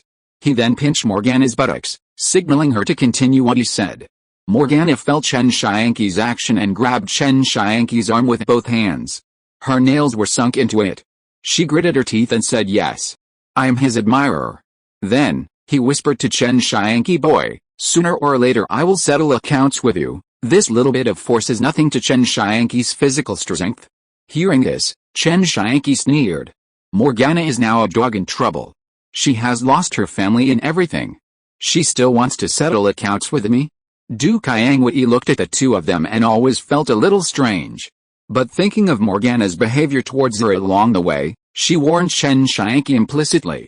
Captain Chen, this woman is a pervert, be careful not to be cheated by her. Damn, I just touched you a few times. How can I be considered a pervert? Morgana protested when she heard Du Kayangwei's slander. Du Kayangwei rolled her eyes at her. You call that a few touches? We almost got close to each other. It's okay, I'll teach her a lesson for you. After that, Chen Tianqi broke Morgana's hand and pulled her to the woods in the distance. Du Kayangwei saw this scene and didn't say anything. Although this woman was a little strange and full of doubts, she probably couldn't cause any trouble in front of Chen Tianqi. Chapter 84. In the grove in the distance, the tense atmosphere had obviously reached its peak. Morgana crossed her arms and covered her chest vigilantly, staring at Chen Tianqi's every move with vigilance, and couldn't help but say sarcastically, damn, you brought me here, don't you want to molest me? Chen Tianqi was dismissive of this, and his response was straightforward and mocking. I am not interested in a 10,000-year-old ant. These words aroused Morgana's anger. She gritted her teeth, clenched her fists, and blurted out, damn you, I am a beautiful girl. Chen Tianqi did not continue this useless war of words, he went straight to the point. Okay, stop talking nonsense. You should have stellar energy drive technology here. Morgana immediately denied. No, if you want to find out about this, go to the old guys in Liang. Chen Tianqi shook his head and said slowly, I don't need a technology like Liang, I just need technology that can mobilize stellar energy. I think you must have it. After saying that, he slowly approached Morgana and lowered his head, threatening softly in her ear. Lian Bing, you don't want anything to happen to Kayang Wei, do you? This sentence obviously touched Morgana's bottom line. She angrily summoned the devil's claws, as if she was going to flatten Chen Tianqi in the next moment. Hey, don't move, if you move, the rose will explode like fireworks. Chen Tianqi showed a sly smile, and quietly pointed his finger at Du Kayang Wei in the distance. Damn you, you are so cruel, I will give it to you. Morgana saw Chen Tianqi's action and became a little anxious. She immediately retracted the devil's claw, and the data in her hand surged, forming a data chip. She resisted the urge to throw it to Chen Tianqi. Then, she stared at Chen Tianqi fiercely. Her tone was cold, and full of unquestionable warnings. The things have been given to you. If anything happens to Kayang Wei, I will never let you go. Don't worry, she'll be fine. Chen Tianqi took the chip, raised his lips slightly, and threw it to the system for analysis. He looked at Morgana with a strange look in his eyes. But you are really a lesbian, it's none of your business. Morgana snorted coldly and left without looking back. Now she just wanted to get into the warm arms of Rose and comfort her injured heart. Morgana had just returned to the camp from the woods and walked towards Rose with expectation, hoping to get some comforting hugs. However, Rose pushed her away with her hand, with an obvious expression of disgust. Stay away from me, Kayang Wei said resolutely, obviously displeased by Morgana's sudden approach. Chen Tianqi ignored the two people who were playing lesbian games next to him and said to Du Kao, old Du, I'll leave the rest to you. Du Kao met Chen Tianqi's gaze, and naturally knew what he meant from his eyes. He nodded and responded with a serious expression. Don't worry, Captain Chen, I'll take care of everything. Then Chen Tianqi turned into golden light and flew away. Chen Tianqi was flying in the sky and asked the system Xiagwei, what world can you travel through now, Master? You have the following options. In an instant, countless worlds floated in front of him. Chen Tianqi did not look at those low-level worlds. His eyes were locked on the 3 high-level worlds. Marvel Warhammer 40k. Legend of the White Snake. Chen Tianqi thought for a moment and felt that it would be better to enter Marvel for this operation. Needless to say, Warhammer would probably be discovered once he entered. There is a group of immortals behind the Legend of the White Snake. With Chen Tianqi's current strength, he would be sending food if he went in. He couldn't even beat Bai Suzianzi and Zhaoking. From this point of view, Marvel is the most suitable. Although there are dangers everywhere, it is still safe in the early stage, and there are countless good things in it. Crisis and opportunity coexist. As long as Chen Tianqi does not participate in major events in Marvel, he will not be targeted by some bigwigs. His idea is to fight guerrilla warfare in Marvel. You must know that Marvel does not just refer to one universe, it is a multiverse, and the number of universes in it is countless. With the existence of the system, you can just shoot and move to another place. In fact, this is also a bug of Chen Tianqi's system crossing. Who makes Marvel have so many parallel universes? With this in mind, Chen Tianqi accelerated the speed of flight, returned to the villa, and got ready. A few days later, Su Xiaoli, who had packed a lot of luggage, shouted to Chen Tianqi, who was counting his things, Brother Chen, I've packed it. Chen Tianqi looked at the pile of things behind her and was a little speechless. Women just have a lot of things. Then he waved his hand and took her and her things into Kyankan Peak, and then he disappeared from the spot. Inside Kyankan Peak, Su Xiaoli was curiously looking at the surrounding spiritual energy and fairy-like scenery, and shouted excitedly, Brother Chen, you are so beautiful here, just like it, you can stay here now, over there is the living area, pick a room you like, I will let you out when it is safe. After I traveled to the new world, Chen Tianqi touched Su Xiaoli's little head and warned her. He didn't want to take her with him at first, after all, it was still a little dangerous, but when he thought about the Kyankan Peak, the cave mansion, and the upcoming turmoil and the coming of the gods, it would be unsafe to leave her alone. So he decided to take her with him. When Su Xiaoli heard that she could go to the new world for a travel, she was so excited for a long time that she didn't miss her own world at all. Okay, then Brother Chen, be careful. Su Xiaoli kissed Chen Tianqi excitedly, and hopped towards the residential area, ready to decorate her room. Chen Tianqi looked at Su Xiali's figure, smiled, and then left Qianqin Peak.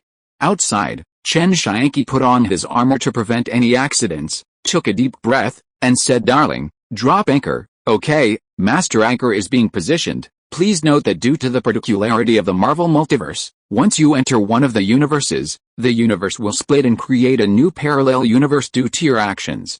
After the split, the consequences will be borne by you. At the same time, please be aware that some special parallel universes will collapse if you kill important people, which will attract the attention of the gods and other universe gods. Xiaogui cannot completely block prying eyes, so please be careful." "Xiaogui, you are such a wimp." Chen Tianqi listened to the system's report and shook his head helplessly. It seemed that the Panguax and Pangu blood essence in the previous lottery were probably just for bluffing. Bring out all the parallel universes of Marvel. The system data rotated, and countless universe nodes appeared in front of Chen Tianqi. The starting point of Marvel's story was Iron Man, but Iron Man was mostly useless to Chen Tianqi at that time. Soon, Chen Tianqi set his sights on a world that had returned to Marvel, X-Men, First Class. Chen Tianqi clicked on this parallel universe, locked it directly, and issued an order to the system. "Darling, that's it, the system anchor is being released secretly. Successful landing. Transmission begins." Following a voice from the system, a colorful halo opened under Chen Tianqi's feet, and he fell into it without any hesitation. In an instant, Chen Tianqi disappeared into the Super Gods universe. Chapter 85. Marvel. Parallel Universe number 114514. Earth. During World War II. In the concentration camp where the Germans held the squid. In this isolated and mysterious laboratory, everything was quiet and silent. Dr. Klaus sat in a huge and heavy office chair, like a tyrant who dominated everything, staring at the thin boy standing in front of him with a sharp hawk-like gaze. "Come here, kid. Let me see your true strength." Dr. Klaus's voice came coldly, with unquestionable majesty. The boy hesitated for a moment, but still walked to the position designated by the doctor, stretched out his hands nervously, and aimed at the mysterious object in front of him. The boy closed his eyes tightly, clenched his teeth, and the blue veins on his face were bulging and twisted because of excessive force. He tried his best to release the power hidden deep in his heart, trying to destroy the object in front of him in one fell swoop. However, as time passed, the object was as indestructible as steel, and there was not even a slight tremor. Dr. Klaus's patience was gradually worn out, and his originally cold and ruthless eyes flashed with obvious impatience at this moment. He raised his hand slightly and gestured to the soldier standing on the side. The soldier understood and immediately turned away. A moment later, he brought back a haggard and tired middle-aged woman. Dr. Klaus raised his head lazily, glanced at the woman, and then looked back at the boy, with a hideous smile on his lips. "See? This is the price of your failure." Then, he picked up the pistol on the table and shot the middle-aged woman. Bang! Accompanied by a deafening gunshot, the middle-aged woman fell to the ground as if she had been hit hard, and scarlet blood splattered everywhere, like a sad and beautiful flower blooming on the land of death. The boy stared at his mother, who was lying in a pool of blood and twitching in disbelief, tears pouring out of his eyes like a flood bursting through a dam, and he cried out in grief at the top of his lungs. Mother, however, facing this heartbreaking scene, Dr. Klaus remained indifferent, and even continued to stab the boy's already broken heart. He sneered and said, "My child, your mother died because of your weakness and incompetence." Then there was another heart-piercing remark. "I had hoped that you could save your mother, but what happened? I am so disappointed." After saying this, Dr. Klaus shook his head pretentiously, with an undisguised regret on his face. These words were like sharp ice blades, ruthlessly piercing the boy's heart, magnifying his grief and despair to the extreme. "No. No," the boy trembled all over, clenched his fists tightly, and roared with all his strength. At this moment, his eyes were burning with rage, staring at Dr. Klaus. His eyes were full of endless resentment. At this moment, an indescribable force suddenly erupted from the boy's body. In the blink of an eye, the extremely hard metal object in front of him was forcibly crushed into a ball of scrap metal. Dr. Klaus witnessed this scene and almost jumped up with excitement. Before he could speak, all the metal objects in the laboratory suddenly began to float, accompanied by sharp metal friction sounds, and these objects were ruthlessly compressed and crushed. The several soldiers on guard in the laboratory were stunned. They had never thought that such a horrible thing would be caused by a squid they hated. "Ah!" the boy shouted angrily. He looked at everyone in the field with hatred, hated this country, and hated everything in this world. Before the soldiers recovered from their shock, their helmets suddenly began to shrink, ruthlessly pressing on their heads, and then exploded fiercely. Dr. Klaus was completely unaware of the bloody smell that filled the air. His sharp eyes were fixed on the boy's extraordinary ability to manipulate metal, and his face revealed an indescribable sense of satisfaction and enthusiasm. This kind of power, so powerful and mysterious, was exactly what he had dreamed of and pursued for many years. He couldn't help but laugh wildly, as if he had foreseen his own brilliant future.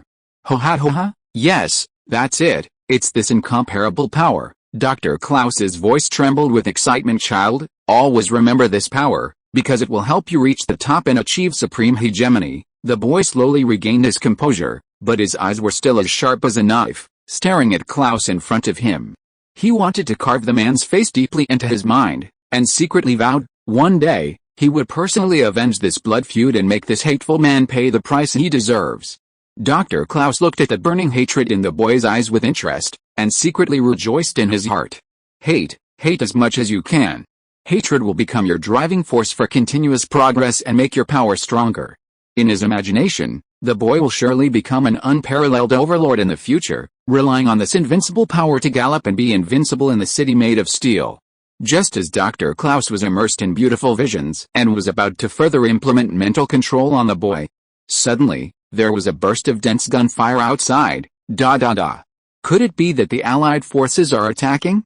Dr. Klaus's heart tightened and his brows knitted tightly. Screams and roars came from outside the door, causing Dr. Klaus' heart to beat faster and his palms to sweat. He held his pistol tightly, staring at the heavy iron door like a hawk, as if some terrifying existence would break in the next moment. Time passed very slowly, and every second was a torment for Dr. Klaus. Beads of sweat slid down his forehead and soaked his collar, but he dared not relax at all. Just as he was hesitating whether to take the risk of opening the iron door, he heard a loud bang, and a big hole was smashed in the metal door. Dr. Klaus looked at the hole in horror, and saw a tall figure wearing sci-fi armor slowly standing up. Before he could react, the other party had already approached like a ghost. At the critical moment, Dr. Klaus raised his pistol without hesitation and pulled the trigger continuously. In an instant, flames burst out and bullets whizzed out. At this moment, Chen Tianqi was extremely depressed. I came here with great joy and expectation, but who would have thought that I would be teleported to such a hellhole, a concentration camp full of hostility. I had just landed when I was inexplicably surrounded by a group of armed soldiers. If it were someone else, they would have been scared to death, but Chen Tianqi didn't buy it. Without saying a word, he instantly entered combat mode and killed the enemies around him like chopping melons and vegetables. After getting rid of the besieged enemies, Chen Tianqi used his powerful spiritual sense to explore the surrounding environment, and soon noticed that there was an abnormally strong magnetic field energy fluctuation nearby. So he followed the clues all the way here, and happened to run into Dr. Klaus, who was about to go out to investigate the situation. Faced with this sudden attack, Chen Tianqi couldn't help feeling a little helpless. Why are these people so unfriendly? Dr. Klaus widened his eyes and looked at the scene in front of him with disbelief. The bullets shot at high speed seemed to have encountered an invisible wall and were bounced away one after another. He opened his mouth in astonishment and shouted in a trembling voice, "Superpowers! You actually have superpowers too!" At this moment, Dr. Klaus's eyes became extremely fanatical, staring at Chen Tianqi, who was wearing armor and looked majestic. He licked his lips and asked impatiently, "Sir, how about we discuss a cooperation? You know, I also have superpowers and can absorb external energy. And you have such a strong protective barrier. If we work together, then conquering the whole world will be a piece of cake." However, before Dr. Klaus finished speaking, Chen Tianqi slowly stretched out his arms. Then, he suddenly clenched his fist in the air, and a powerful force instantly burst out. With a loud bang, Dr. Klaus's head suddenly exploded like a ripe watermelon. Just like that, the future Black Emperor who had originally wanted to dominate the world fell at this moment and turned into a pitiful headless knight. Chen Tianqi glanced at Dr. Klaus, who was lying on the ground with a look full of contempt and disdain, thinking to himself, what nonsense are you talking about? Who do you think you are? How dare you dream of ruling the world with me? Then, Chen Tianqi turned his eyes to the curled up on the shivering boy in the corner. Combined with the broken metal objects scattered around the scene, it is not difficult for him to guess that this seemingly weak boy is the future famous Omega-level mutant Magneto Eric. However, Chen Tianqi ignored him and concentrated on operating the furnace of heaven and earth. I saw an invisible force surging from him, sucking the mutant power in the Black Emperor's body into it continuously. As time went by, the originally huge body of the Black Emperor gradually shrank and eventually turned into a lifeless human body. In fact, the reason why Chen Tianqi did not do this in the cultivation world earlier was not only because he was weak at that time, but more importantly, this behavior was too ostentatious and easy to attract attention. After all, once he was noticed by others, he would be surrounded and hunted down by everyone. As for the super god world, there is no need to act like this. The core of that world lies in the contest between knowledge, data and computing power. The so-called super gene is nothing more than implanting a computer into the human body. For Chen Tianqi, who has the support of the system, all he needs is data and technology. After completing all this, Chen Tianqi cast his eyes on Eric, with a complex look in his eyes. After careful consideration, he finally decided to let him go. Of course, this is not because he is afraid that killing this important person will attract the attention of other bigwigs. Little guy, work hard to become stronger. Chen Tianqi patted Eric's little head gently, then turned and walked out of the laboratory. As he walked, he fell into deep thought, thinking about his recipe in this vast universe. Apocalypse can be regarded as a delicious dish, devouring star is also a good choice, and of course there's the Phoenix girl who has the power of the Phoenix. Just as Chen Tianqi was thinking deeply, suddenly, the system's Iagwe issued a sharp alarm. Master, be careful. There's a big bald guy next to you. Chen Tianqi suddenly came to his senses and turned his head hastily. He was frightened to death and took several steps back involuntarily. At the same time, the green bamboo bee cloud sword appeared in his hand like lightning, and the sword was surrounded by dazzling golden thunder. He held the hilt tightly and was fully alert to the enemy in front of him. Chen Tianqi couldn't help but curse in a low voice. A bald, hairless head appeared in front of him. The man was dressed in ancient Greek-style clothes, with a mysterious and weird smile on his face, staring straight at Chen Tianqi. Chapter 86. Oh my god. Look, it seems that a traveler from another world has noticed my presence, the big bald man explained in a voice overtone. At this moment, Chen Tianqi was staring at him with a vigilant look. Seeing this, the big bald man bowed to Chen Tianqi gracefully, trying to convey his friendly intentions to Chen Tianqi in this way, indicating that he had no intention of expelling him or fighting with him. Dear traveler from another world, please do not worry, I am just an ordinary observer. I am very curious about your coming, and I just want to see what kind of trouble you will cause. Therefore, please rest assured that we will only observe and record silently and will never interfere. The bald man made a solemn promise. I don't believe you, you old man. However, Chen Tianqi didn't bite and didn't believe the bald man's nonsense at all. He made a classic international friendly gesture to the bald man without any hesitation, and then disappeared in front of the bald man like a ghost. The man with a shiny big head stared at Chen Tianqi, who had disappeared without a trace, and an extremely strong curiosity surged in his heart. Then, he also disappeared from the place where he was originally in the blink of an eye. With the help of the magical power of the system, Chen Tianqi successfully arrived at another new parallel universe world again. At this moment, he was hanging high in the air, and he kept muttering and complaining. Damn big bald guy, how did he detect my presence so quickly? Xiagwe, which parallel universe in the Marvel universe are we in now? As soon as he said this, he couldn't help but feel a little confused. After all, how did those predecessors who had traveled to the Marvel universe make such a fuss under the noses of these super bosses who had nothing to do all day long, just floating in the sky, looking at the earth randomly, and spying on other people's privacy and secrets?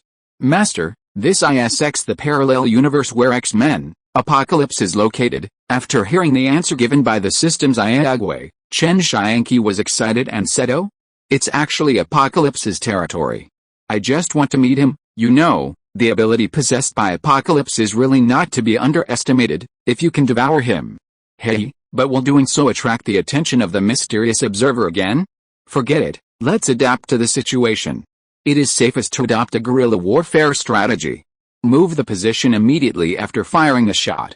Thinking of this, Chen Tianqi began to fly slowly downwards from a high altitude. From a distance, The majestic and magnificent huge pyramid was clearly visible. Suddenly, accompanied by a loud bang, the entire pyramid collapsed without warning. This sudden change frightened Chen Tianqi. He immediately realized that apocalypse had come to the world, so he increased his flying speed without hesitation. At this moment, just within a few minutes, Apocalypse quickly broke free from the ruins that buried it. At this time, Apocalypse was wearing a black cloak, strolling silently on the street, his sharp eyes constantly scanning everything around him. He silently stared at these disgusting ants around him, and a strong sense of disgust surged in his heart. Apocalypse felt a wave of nausea in his heart. He never expected that during the years when he was sleeping, these low-level creatures could actually multiply so much. There was a raging rage in his eyes. And he secretly vowed to send all these dirty bugs that defiled his world into an eternal hell. When Apocalypse was falling into a tatake mood, a shout came from behind him. "Are you Tianqi?" Tianqi turned around and saw a tall and strong man wearing blue and gold, scaly armor. "Oh, my child." Tianqi was immediately attracted by the first sight. He could clearly feel the powerful force in Chen Tianqi's body and couldn't help showing an intoxicated expression. This was the body he had always dreamed of.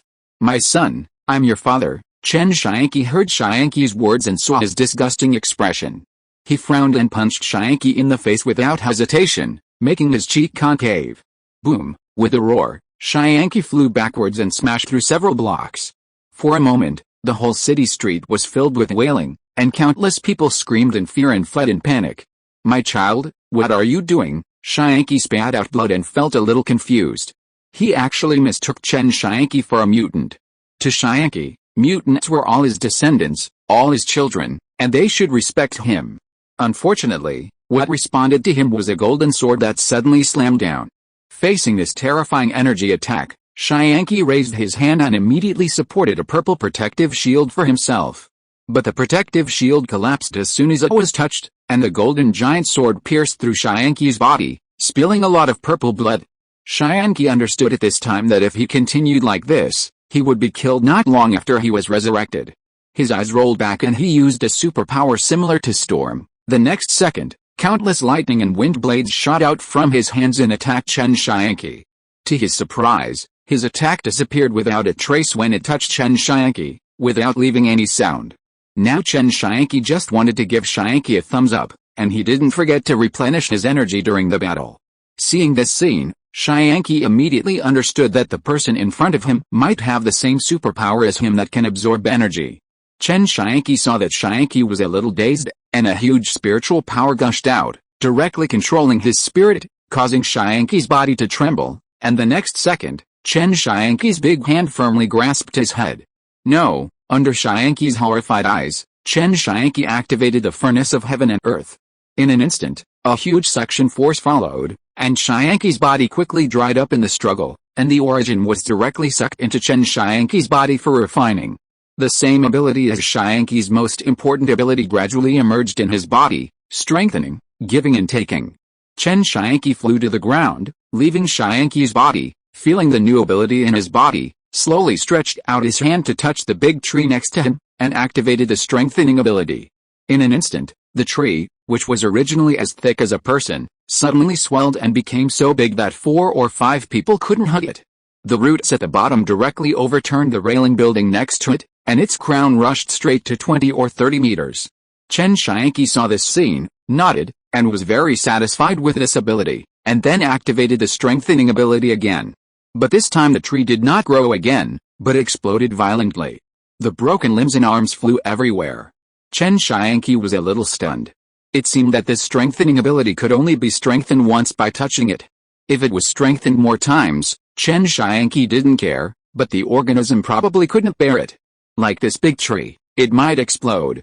Thinking of this, Chen Tianqi had a flash of inspiration. Isn't this a good skill to sneak up on people?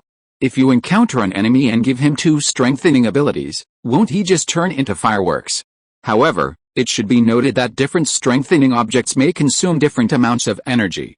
Just like this tree, Chen Tianqi only spent a little energy. If you encounter a big boss, it is basically impossible to use this trick. Chen Tianqi stared at the lifeless body of Apocalypse. When he was about to leave this parallel universe and go to another parallel universe, he heard another voiceover in his ears. Oh my god. A traveler from another world came to this world and killed the powerful apocalypse with violence without mercy. Will the progress of this universe collapse because of the behavior of this time traveler? Chen Tianqi's body stiffened, and he slowly turned around. As expected, a big bald head shining in the sun was reading with a smile. The big bald observer continued to read the boring narration. Oh my god, the time traveler probably doesn't know that Tianqi's death will make the development of the universe impossible to continue, causing many powerful people to regard him as a target. Maybe my boss will summon him too. Chen Tianqi frowned slightly, and heard the hidden meaning of the big bald observer's words, and said coldly, "What do you want me to do?" The big bald observer did not answer Chen Tianqi's question, and continued to read as if no one was around. Perhaps this time traveler can replace Apocalypse and complete Apocalypse's original destiny. In this way, those powerful people may no longer pay attention to this gradually collapsing world. First, the traverser needs to gather all the, okay, I understand. Don't read it anymore. Chen Tianqi frowned slightly. It turned out that he wanted to replace Tianqi and complete the mission that Tianqi should have completed. This is fine, as long as he doesn't let himself die. Oh my god, the observer seems to have seen through these secrets. Will he choose to become the new generation of Apocalypse? The bald observer continued to mutter in Chen Tianqi's ear, which made Chen Tianqi feel irritated. Shut up, big brother, I'll do it right away. Chen Tianqi's figure flashed and he quickly moved away from this annoying guy. He really couldn't stand his endless chanting in his ears, not to mention that he was the only one who could see him. Chapter 87. On a remote and quiet street corner, there is a mysterious and tense atmosphere. A dark-skinned, unique mutant girl is desperately running away, followed closely by a group of police officers. Not long ago, a sudden accident caused her tricks. The gene was activated, and powerful force gushed out instantly, but unfortunately it exploded out of control in front of everyone, accidentally injuring many innocent people. This incident caused an uproar, and the government authorities issued a kill order for the mutant girl without hesitation, vowing to eradicate this evil force that threatens social security at all costs. At this moment, the desperate girl was forced into a dead end, with no way to escape. She leaned against the cold wall, panting, her eyes full of despair and fear. Facing the officials who surrounded her, she knew that she was in a desperate situation, but deep in her heart, she still burned with a desire to survive. "Children, don't be afraid, God is coming." Just as the girl was about to fight to the death, a magnetic voice came into her ears. The girl looked towards the voice and saw a sturdy and handsome man wearing armor, floating in the air. Under the sunlight, his figure looked extremely solemn and majestic. Chen Tianqi waved his hand casually, and several officials disappeared in an instant, and then looked at the girl in front of him with kindness in his eyes. This was Stormgirl Aralo, one of the 4 horsemen of the apocalypse that he had been looking for a long time. Aralo stared at this magical scene with wide eyes. She couldn't believe that someone could kill so many people with just a wave of his hand. "Child, I am your ancestor." Chen Tianqi imitated Tianqi's tone and looked at her kindly. Ancestors. Ororo's eyes were filled with confusion, and he didn't quite understand what Chen Tianqi said. "Yes, kid. I am the first mutant in the world, the ancestor of all mutants, and you are one of them. Oh, my child, forgive me for not being able to protect you. Now I am back. Your destiny will be rewritten, and you will follow me to the top of the world again." Chen Tianqi opened his mouth and frantically fooled the ignorant Ororo in front of him, and mixed with a trace of spiritual power, made a bewitching sound, and slowly stretched out his hand. Ororo couldn't help but believe Chen Tianqi's words and held Chen Tianqi's big hand. Maybe, as he said, his destiny will be rewritten. When Chen Tianqi touched Ororo's hand, he activated his enhanced ability. In an instant, Ororo's body underwent amazing changes. The mutant genes that had not yet been activated were instantly turned on. Her hair turned from black to white, and at the same time, her body burst out with extremely powerful thunder, which kept entwining around her body. Chen Tianqi looked at Ororo, who burst out with amazing power, and nodded with satisfaction. This is the real posture of Storm. After all, an Omega-level mutant is not like in the movie, where lightning and drizzle will only fall. As for Chen Tianqi had no intention of asking how the X-Men would deal with this level of enemy. After all, the observer Big Bald Head did not say whether he won or lost. In many parallel universes, Apocalypse's fate was either winning or losing, so the ending was not important, as long as he could keep moving forward. "Oh, The time traveler incarnation of Apocalypse successfully subdued his first of the 4 horsemen of Apocalypse. I wonder who will be the next one. Chen Tianqi's face suddenly became dark. The chattering observer ran to his side and acted as a commentator. Can you stay away from me? I'm working. Chen Tianqi looked at the big bald man next to him speechlessly. Wow, who is the time traveler talking to? Is he schizophrenic and talking to himself? The big bald man ignored Chen Tianqi's request and continued to mutter as if no one was around. When Ororo saw Chen Tianqi talking to himself in front of him, his face was startled and he asked in confusion, Heavenly Father, who are you talking to? Chen Tianqi sighed and said to Ororo, who looked a little puzzled. It's okay, it's just a nasty guy. Your name is Aurora, right? Do you feel the powerful power given to you by the Heavenly Father? Then, Chen Tianqi calmed down his emotions, as if bathed in holy light, looked at Aurora with a kind face, and said slowly in a magnetic voice, Go, children, gather all the gifted people on this land and create a world for mutants. Yes. Heavenly Father. Aurora was so excited when he heard the words of Heavenly Father Chen Tianqi that lightning flashed on his body. Chapter 88. Through the portal, Chen Tianqi came to a place called Caliban Hut. He pushed open the door and walked into the house. The bald middle-aged man at the bar welcomed him. Welcome to Caliban's hut. We will provide you with all services as long as you have enough money. Caliban smiled and rubbed his fingers. Chen Tianqi's consciousness found the location of the spirit butterfly. He pointed at the spirit butterfly hidden in the secret orb beside the bar and said, I want her. Caliban's face changed. He had never thought that Chen Tianqi wanted someone. Silok was his bodyguard. It was because of her that he could gain a foothold here. So he rejected Chen Tianqi's request on the spot. Sorry, sir, Silok is not for sale. Then, he looked at Chen Tianqi with a puzzled look, with a bit of inquiry in his eyes, and asked, Sir, do you know Silok? Are you a mutant too? Chen Tianqi did not answer Caliban's words, and slowly walked towards the bar. Silok, who was hiding on the side, jumped out directly, blocked in front of Caliban, and scolded back off. Chen Tianqi ignored the rebuke from Silok. He waved his hand and pieces of gold kept falling. The golden light directly flashed Caliban's eyes. Leave Silok to me, these are all yours. Chen Tianqi glanced at Caliban, pointed at the pile of gold next to him, and said. Caliban's desire was about to burst out. Looking at the piles of gold, he slowly swallowed his saliva and gradually began to waver. My God, this Oriental man is too tempting. He uses these things to test cutters. Silok in front of Caliban is very confident. Although Chen Tianqi gave a lot, she felt that her value was not comparable to mere gold. Humph, give up. Caliban will not trade me away. As soon as the voice fell, Caliban's impatient voice followed. Deal. For a moment, Silok was stunned. It turned out that she was too sentimental. She didn't expect that Caliban would trade her out without caring about their years of working together. In the past few years, some people coveted Silok's body and wanted to trade with Caliban, but they were all rejected by Caliban decisively. Now it seems that the money was too little. Let's go, beautiful lady. Okay, boss. Silok was disheartened. After hearing what Chen Tianqi said, she followed behind him with her long legs. After the two of them walked out of Caliban's hut, Chen Tianqi took a closer look at Silok. She was wearing a tight-fitting outfit that perfectly showed off her figure. She was a beauty, a pretty girl. Chen Tianqi suddenly made a move for no reason and grabbed Silok's hand. This startled Silok and made her face flushed.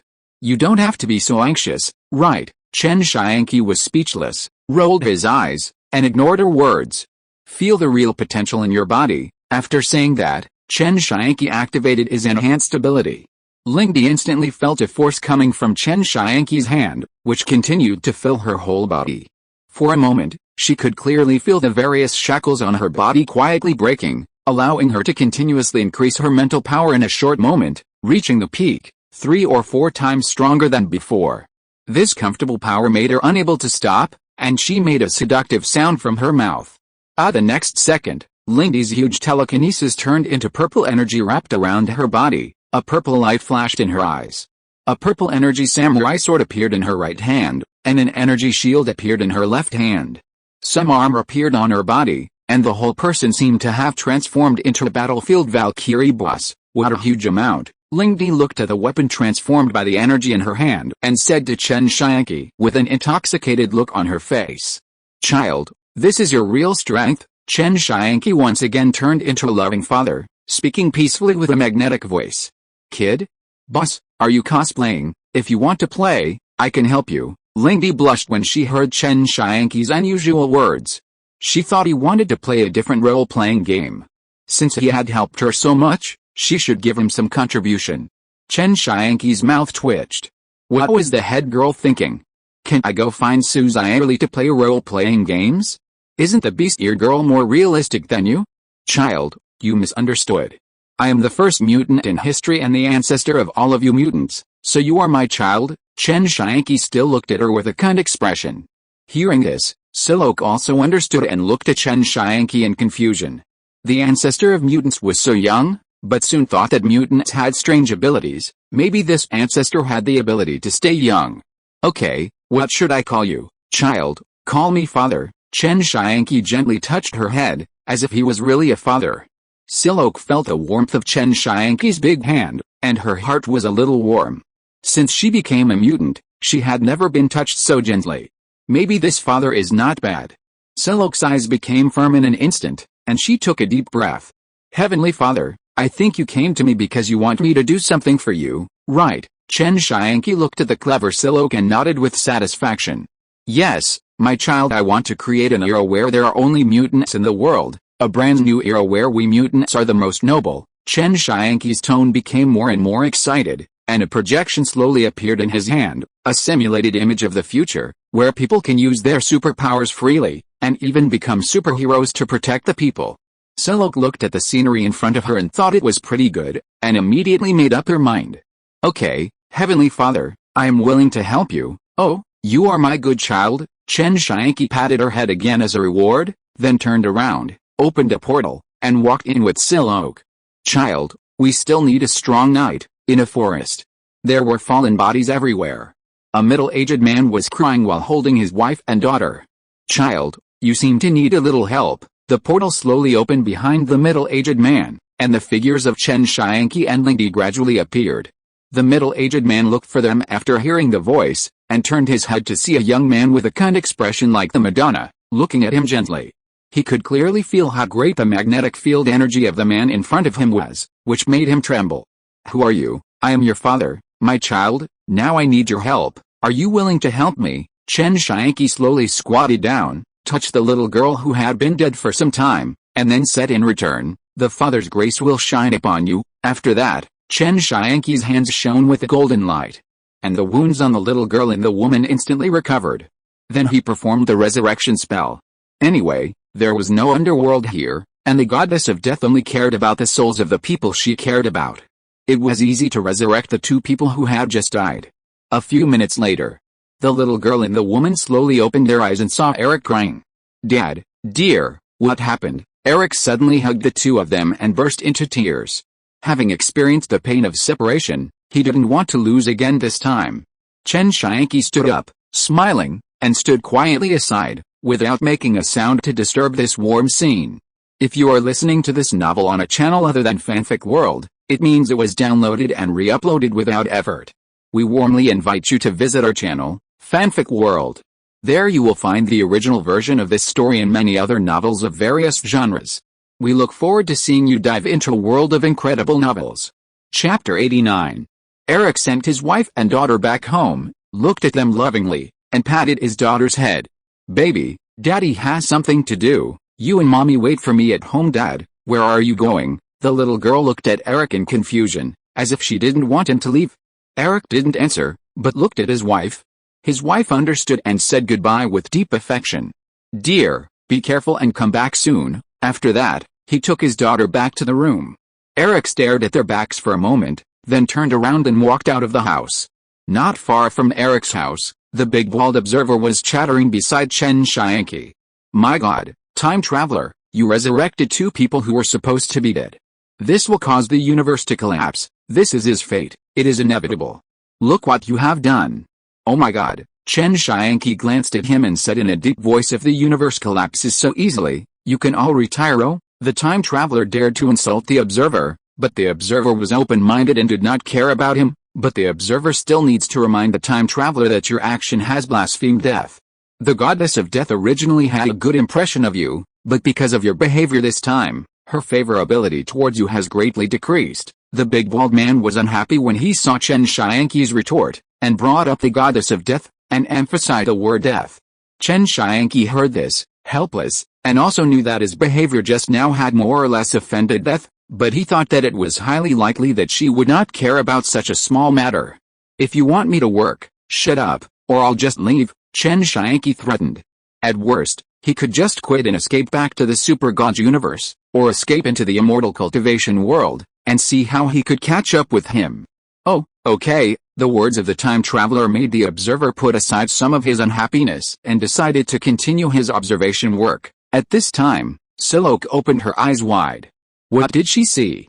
Her father was talking to himself. Was he schizophrenic? Suddenly Silok felt unreliable. Should she quit now?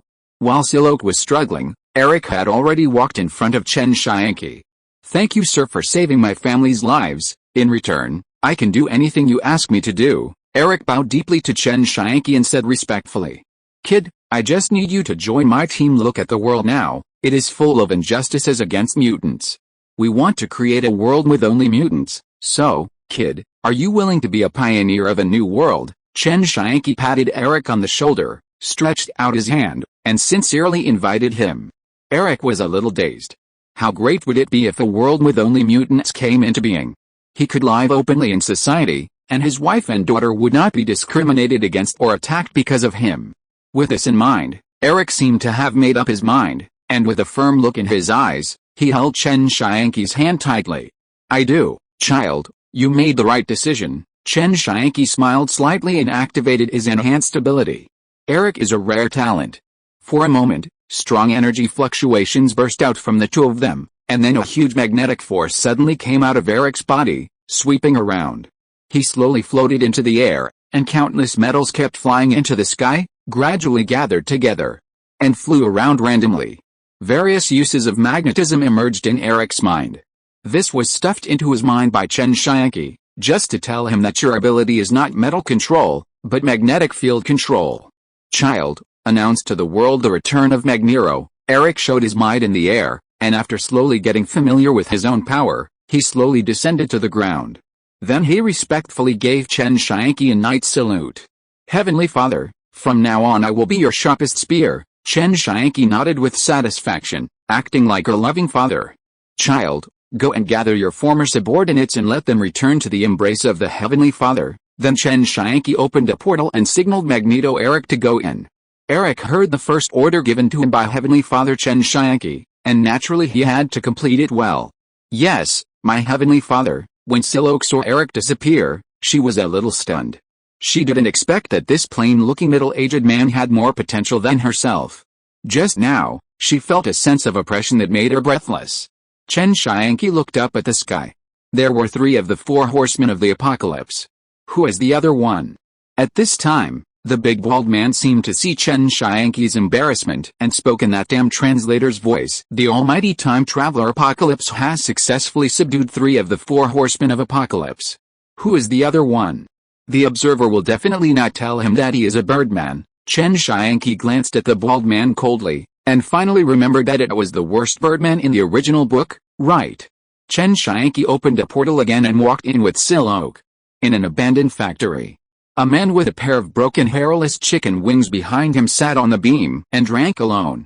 The next second, a portal came to the warehouse. Silok was the first to come out, looking at the hairless birdman on the top, and was a little confused. Heavenly Father, is this the crippled fellow you are looking for? The angel looked up and flapped his featherless chicken wings, flying down from the beam and coming to Chen Tianqi and the other man. Who are you, child? I am your Heavenly Father. Chen Tianqi ignored Silok's words, pretending to be merciful and opening his arms, then stretched out his hand through the air, sucked the angel in, and held it firmly in his hand. Then he activated his enhanced ability. The next moment, the angel let out a heart-wrenching sound. His chicken wings were pushed out by a pair of new chicken wings growing from his back and fell to the ground. The feathers continued to grow, emitting a dazzling metallic color. After a while, the pair of hairless chicken wings suddenly turned into a pair of super alloy chicken wings. Feel your power, child, now you can fly at supersonic speeds. And your chickens are indestructible, Pa. Wings will be your best assistant, and you will become the fastest blade. Chen Tianqi smiled and continued to bewitch the birdman in front of him like a charlatan. Chapter 90. A few days later, Chen Tianqi stood at the bottom of a high platform. Next to him were the 4 apocalypse knights, and below him were the mutants they had gathered. Children, we don't want to change the world with bloodshed, we don't want to harm this land, therefore, we still need a special mutant to change the minds of everyone in the world. Chen Tianqi bathed in the sun and quietly used a trace of his spiritual power, making his voice like a devil's whisper, full of bewitching power. Many mutants in the audience looked at Chen Tianqi's tall figure with fanaticism. In the past few days, they have witnessed the various miracles created by Chen Tianqi. That's Professor X, Charles. After saying that, Chen Tianqi waved his hand and directly let the system open a large portal. Chen Tianqi strode in with the Apocalypse Knight. Many mutants cheered or roared, and slowly followed behind. The traveler from another world finally gathered his 4 knights. Now he will lead his 4 knights and the assembled mutants to a desperate battle with the protagonists of this world. We will continue to watch from my perspective. The big-walled observer was talking to someone mysteriously. Xavier's school for gifted youngsters. How to control ability depends on everyone's heart. Only by facing ourselves, building confidence, and no longer rejecting our own abilities can we control our own power. Charles was sitting in a wheelchair on the grass outside an ancient castle, with beautiful hair, and speaking slowly to the students below. Just as Charles wanted to continue to promote his spiritual ideas, a colorful portal opened next to him without warning. The next second, Chen Tianqi walked out slowly with the 4 horsemen of the apocalypse, followed by a team of hundreds of mutants. Eric, Charles, sitting in a wheelchair, saw his mortal enemy and good friend Magneto Eric the first time and couldn't help but exclaimed. But he soon discovered the huge team of mutants behind him and immediately became alert. Charles. Long time no see.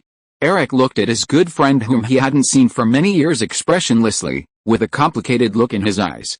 Eric, why did you bring so many people here? Charles had a serious face, and he noticed that something was wrong with the atmosphere. Child, stand up and speak. Charles turned his head and looked at Chen Tianqi. He found that it was a young man who called him a child. He was speechless for a moment. Are you polite? Charles wanted to ask this question. But then Chen Tianqi put on a charlatan look, with golden light coming out of his body and casting spells. In an instant, Charles felt warm and comfortable. The next moment, he heard Chen Tianqi's kind voice.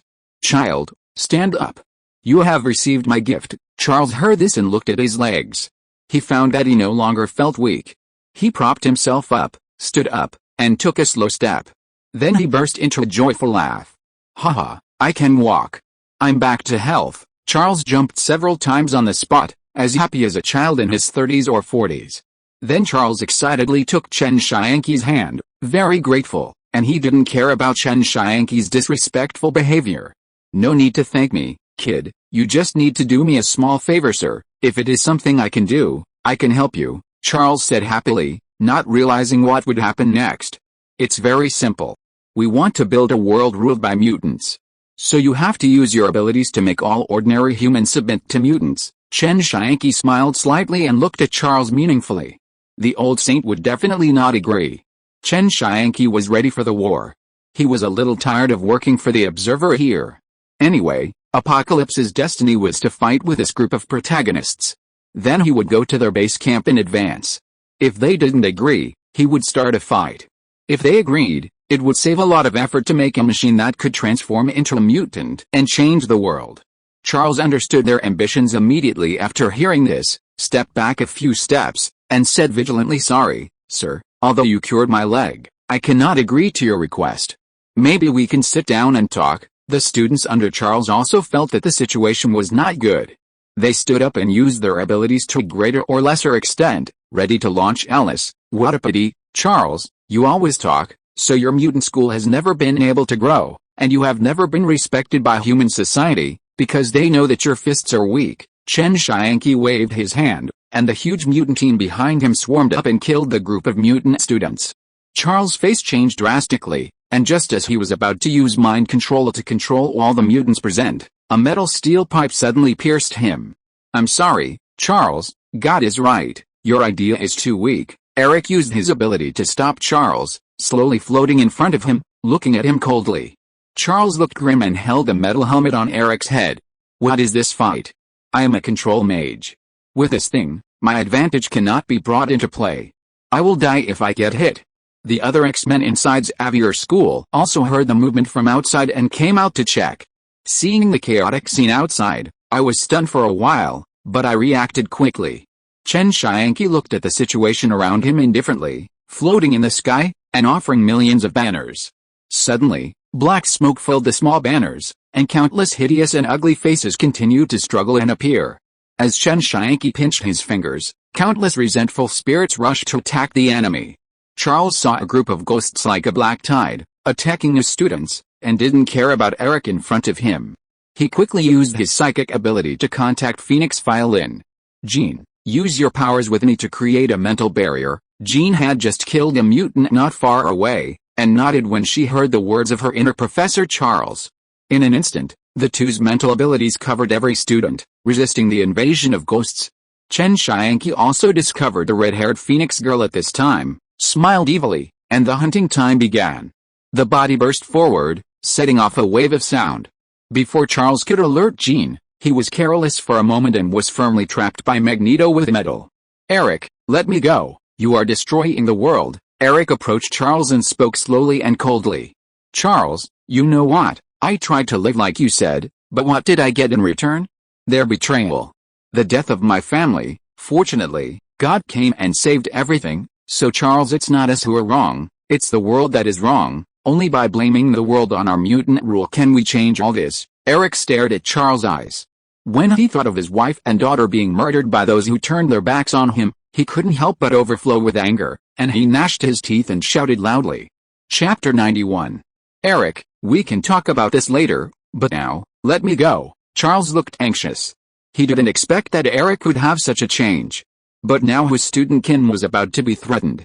If the power in her body was stimulated, the world might really be destroyed. Eric heard him talking nonsense again, talking about giants, right? He felt a little irritated and used his ability to make a metal gag to block his mouth. At this time, Kin had received Charles's mental prompts, but her body could not react. Her neck was firmly grasped by Chen Tianqi. Chen Tianqi's powerful soul instantly broke through her mental barrier and entered the depths of her spirit. When Chen Tianqi finally broke through many obstacles and successfully stepped into Kin's inner world, the scene in front of him made him dumbfounded. A giant firebird with an extremely large body and blazing flames all over its body was showing its true colors. It spread its wings, pounced at him with its claws and fangs bared, and made a deafening scream. This firebird seemed to have walked out of myth and legend. The aura it exuded was powerful and hot, as if it could ignite the entire universe. Its sharp claws flashed with cold light, and each feather shone with a flame-like light, making people dare not look directly at it. There is no doubt that this is the unrivaled power of the phoenix that spans the universe. Faced with such a terrifying existence, Chen Tianqi couldn't help but feel awe, but at the same time, a strong sense of greed surged up. Chen Tianqi looked at the powerful phoenix power in front of him with excitement. Although it was not complete, if it was completely digested, it could at least cross the incarnation of the spirit and reach the realm of refining emptiness, or even fusion. Chen Tianqi took a deep breath and calmed himself down. He began to operate the furnace of heaven and earth to absorb the power of the phoenix. Clang clang. At the same time, a sharp and piercing hissing sound suddenly rang in his mind, as if a huge holy bird with the blazing flames was flying high and roaring angrily at Chen Tianqi. The sound was deafening, carrying endless resentment and hatred, as if telling Chen Tianqi about the pain and unwillingness of being imprisoned in this spiritual space. Chen Tianqi secretly marveled in his heart. Such a powerful, violent and chaotic force. After some observation, Chen Tianqi determined that this phoenix force was not complete, and it seemed that it had not formed a complete consciousness, but was only acting on instinct. This made him overjoyed. Haha, that's great. This way, it will be much easier to tame it. Chen Tianqi faced the phoenix without fear, with a determined light flashing in his eyes. Chen Tianqi suddenly activated the furnace of heaven and earth, unleashing his plundering ability. Clang, the phoenix was terrified, and a storm of emotions rose in its heart. It never expected that someone could ignore its will and forcibly absorb it into its body. At this moment, the phoenix's mind was in chaos, and its thoughts were tangled like a mess. Faced with this sudden change, it was at a loss and didn't know how to deal with the predicament. Chen Tianqi, on the other hand, was in complete control of the situation. He calmly manipulated the phoenix, as if everything was under his control. The phoenix was powerless to resist and could only let Chen Tianqi manipulate it as he pleased. This feeling of powerlessness made the phoenix feel humiliated, but it could do nothing about it. After struggling for a while, it found that it was all in vain. The phoenix gave up thinking and rushed into Chen Tianqi's body. Chen Tianqi was filled with this endless energy, feeling extremely comfortable, and couldn't help but groan. In the real world, endless red power gushed out from Qin's body and was then sucked into Chen Tianqi's body. The nascent soul in his body changed again, and the red energy gradually transformed into a small phoenix that coiled around the nascent soul, spitting out flames, as if carving something on the nascent soul, making the breath of Chen Tianqi's nascent soul more and more like a supreme god from myths and legends. The intertwined power of the two formed a huge power storm, madly ravaging the mutants around them. They had to stop fighting and lie on the ground with all their strength to resist this sudden, the coming storm. Eric frowned when he saw this scene, and put a magnetic field shield on his real wife Charles and the mutants on his side. The cells in Chen Tianqi's body once again underwent a leap of life, constantly promoted, and his breath soared. He used the power of the phoenix to comprehend the laws of the universe. His consciousness gradually changed from virtual to real, and gradually transformed into the primordial spirit, pushing it to the realm of transformation. It was like the pressure of heaven sweeping across the scene. Charles looked at the two intertwined figures of red energy in the air with a worried look. The thing he was most worried about finally happened. The destructive force was finally released completely. Look carefully, Charles, my choice will not be wrong. Eric noticed Charles' expression. Unlike him, Eric was very calm. Heavenly Father is a god who can resurrect the dead.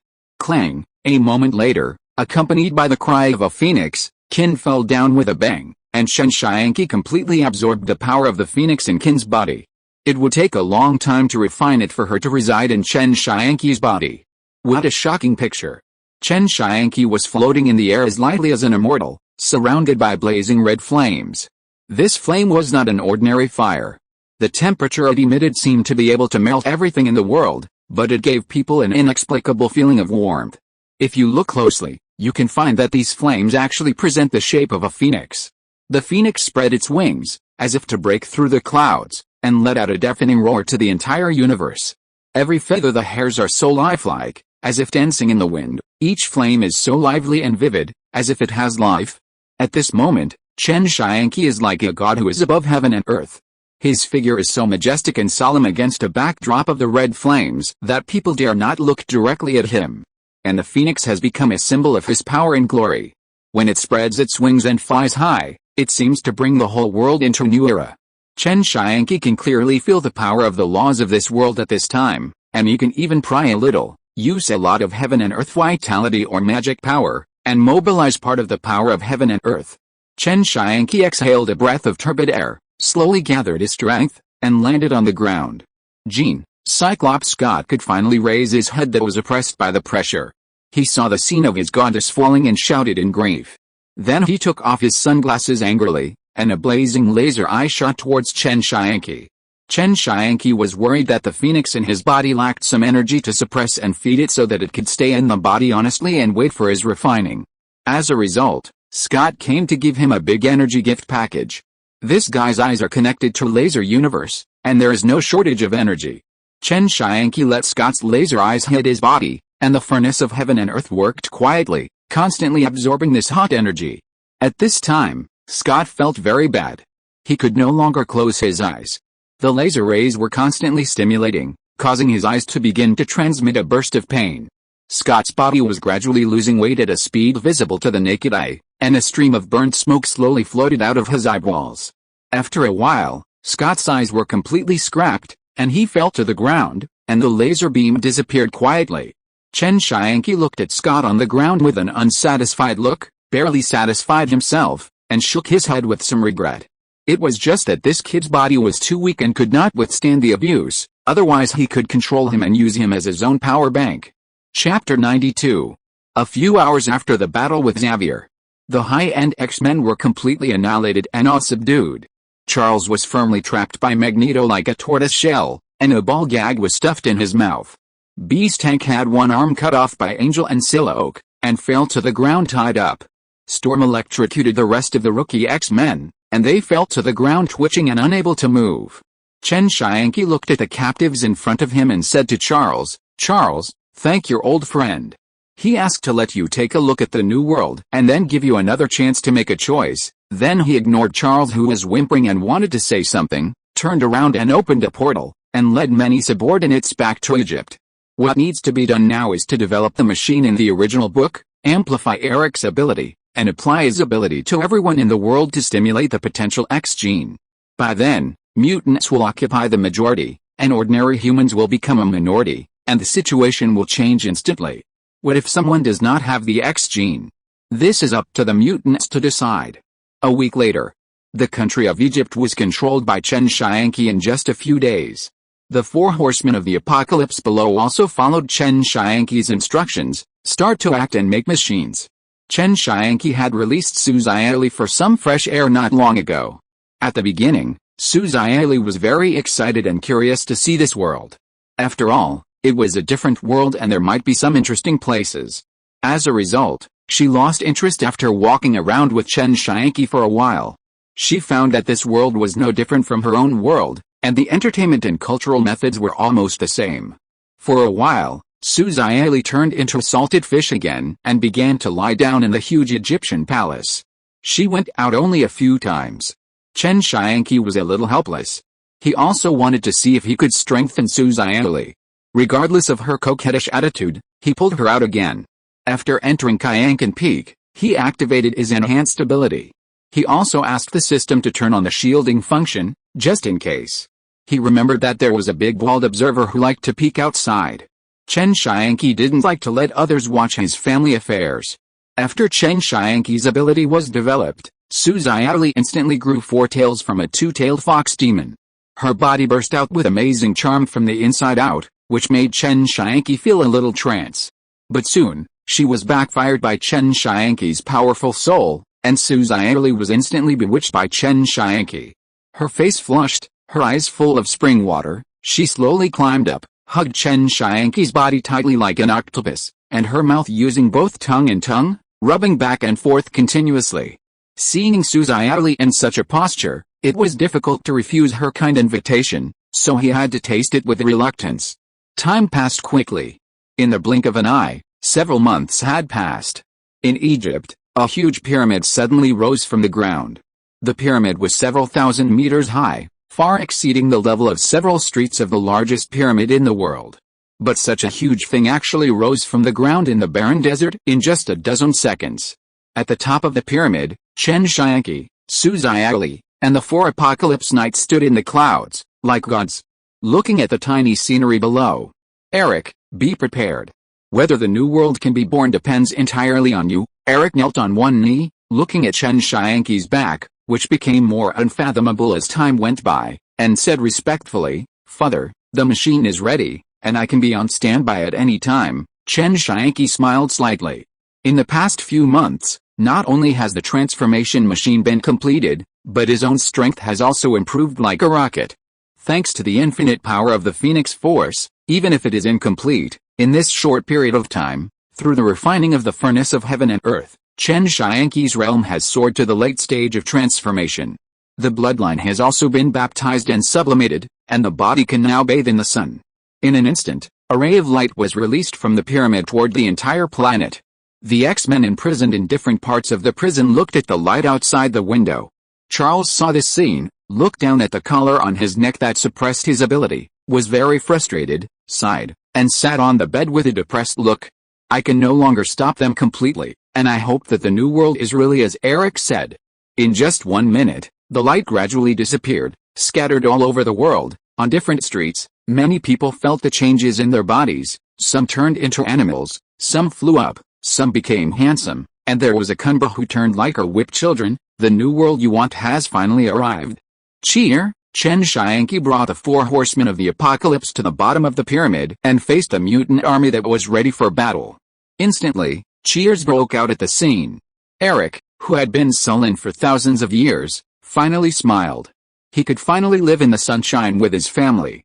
Under the crazy rampage of the alien shuttle, the originally peaceful universe was completely overturned. The entire Earth fell into chaos, and all humans suffered a sudden mutation. They all turned into mutants. However, this is just the beginning. Faced with such a dramatic change, will things really develop as expected? What abilities and potential do these mutants have? How will they adapt to this new world? More importantly, what far-reaching impact will this behavior of the alien traveler have on the entire universe? Perhaps, the emergence of mutants will trigger a series of unpredictable conflicts and contradictions, or, they can create a brand new future with their own unique power. But in any case, it is certain that this incident has changed the pattern of the universe forever, and the consequences it brings are probably unpredictable. So, in this era full of unknowns and challenges, where should humanity go? Will they choose to unite and cooperate to deal with crises together, or will they fall into endless fighting and killing? And what is the real purpose of a mysterious world traveler? All these mysteries are waiting for us to uncover. The bald head suddenly hovered above Chen Tianqi's head and muttered to himself again, his tone mysterious and low. Chen Tianqi was instantly alert when he heard it. Was this bald head hinting at some kind of change that had occurred in the universe? Just as he was thinking, a blue portal suddenly opened in the sky. Metal robots flew out of it one after another. Sentinel robots, Chen Tianqi screamed in shock. These things shouldn't appear at this time. He suddenly felt something was wrong and exchanged a glance with Su Xiaoli. Su Xiaoli understood and turned into a beam of light and entered Kyankan Peak. Then, Chen Tianqi said to Eric with a serious face, "Eric, something terrible has happened, and these robots might destroy our world. You go and release the X-Men and prepare them for battle." Eric and many other mutants saw the aggressive Sentinel robots and heard what Chen Tianqi said, and immediately realized the seriousness of the problem. Eric nodded and rushed towards the prison with a sonic boom. The rest of the Apocalypse Knights led the mutants to be on high alert. Chapter 93. In another parallel universe, there exists a group of terrifying Sentinel robots. They are ruthless and extremely powerful. With their unparalleled combat capabilities, they have successfully wiped out all mutants. Even powerful beings like Magneto and X, even a legendary figure like the Professor could not resist their progress. Faced with this group of Sentinel robots that want to wipe out all mutants, the X-Men are in a desperate situation. However, with the help of Phantom, they make a desperate decision to send Wolverine back to the past, hoping to change the fate of the future by changing history. But what if there is a world where Wolverine fails to complete his mission? What a tragic scene that would be. After his defeat, Wolverine was treated extremely cruelly. He was mercilessly thrown into the blazing sun by the Sentinel robots and instantly turned into ashes. The other remaining mutants also could not escape the fate and were wiped out by these ruthless killing machines. What's even more terrifying is that the mother robot that controls the terminal program has actually collected the genetic information of all mutants, which means that the extinction of mutants is almost a foregone conclusion. With the help of these powerful and mysterious genetic powers, the mother Sentinel robot has undergone an amazing transformation and eventually evolved into the ultimate Sentinel robot. It not only has unparalleled strength and speed, but also has unimaginable wisdom and adaptability.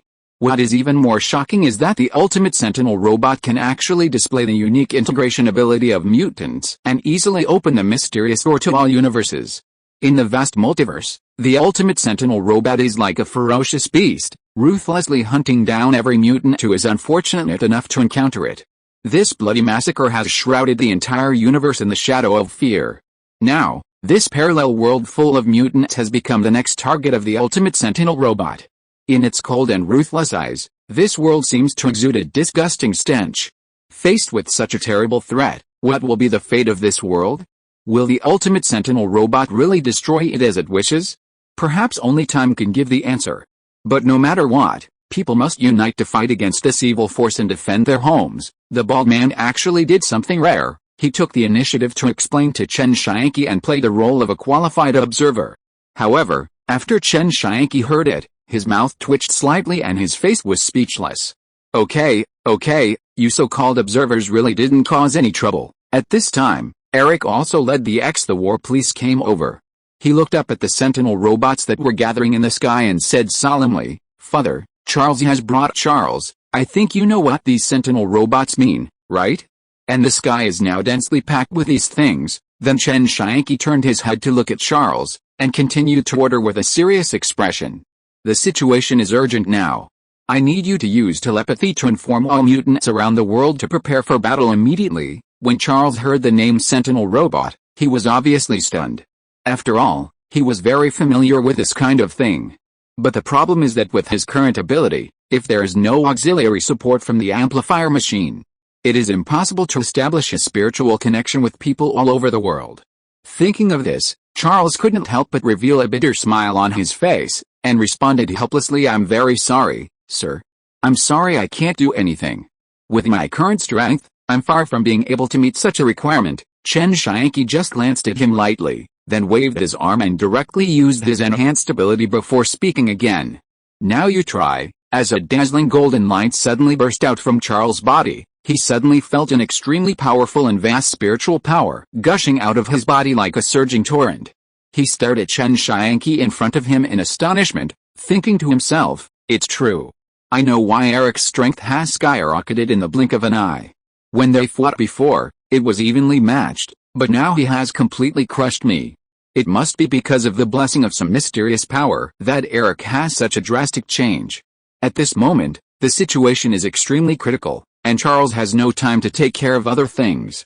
He took a deep breath, concentrated his mind and exerted his unparalleled psychic power with all his strength. In an instant, his thoughts spread to every corner of the world like lightning, and were deeply imprinted in the hearts of all mutants. "Dear compatriots, I believe you have noticed that your situation is different. Yes, at this moment, you have become a mutant. Unfortunately, the powerful enemies who want to destroy us have arrived. At this critical moment, please use your unique abilities and be prepared for a desperate fight. This is not only a cruel and fierce war, but also a crucial battle that concerns our survival, rise and fall, honor and disgrace, victory and defeat. We must never give up easily, let alone admit defeat easily." Just then, a sentinel robot with a completely different shape quietly emerged from the torn space-time portal. Its body looks more burly and majestic, with cool and gorgeous colors all over its body, and a majestic cloak on its back. The ultimate sentinel robot stood high up, overlooking the densely packed and countless mutants below.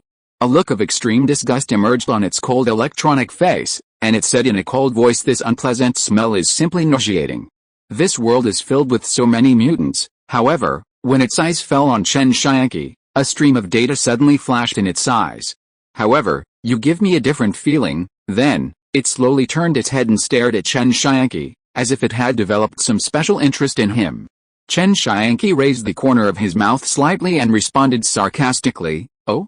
You think I'm your dad?" Before he finished speaking, his body instantly turned into dazzling golden red light, and rushed forward at an astonishing speed. Along with violent energy fluctuations, the ordinary sentinel robots that passed by were defeated and fell to the ground. In the blink of an eye, Chen Tianqi rushed to the front of the ultimate sentinel robot like lightning, grabbed it, and flew out of the earth with it, rushing straight into the distant outer space. After all, the environment on Earth is not conducive to the outbreak of this fierce battle. In outer space, there is a bright and shining star, which is the most suitable battlefield for Chen Tianqi to display his skills.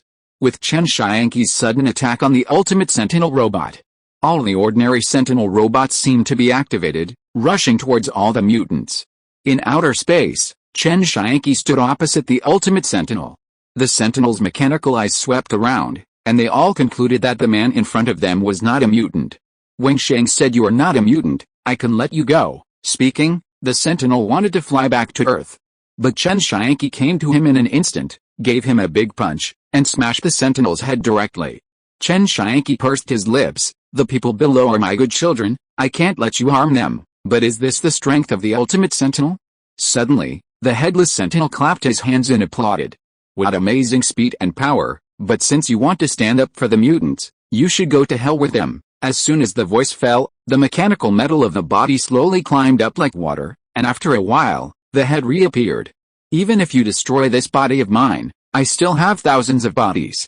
You can't destroy me." Chen Tianqi narrowed his eyes, rushed up, pierced through the body of the sentinel, and then cast a spell.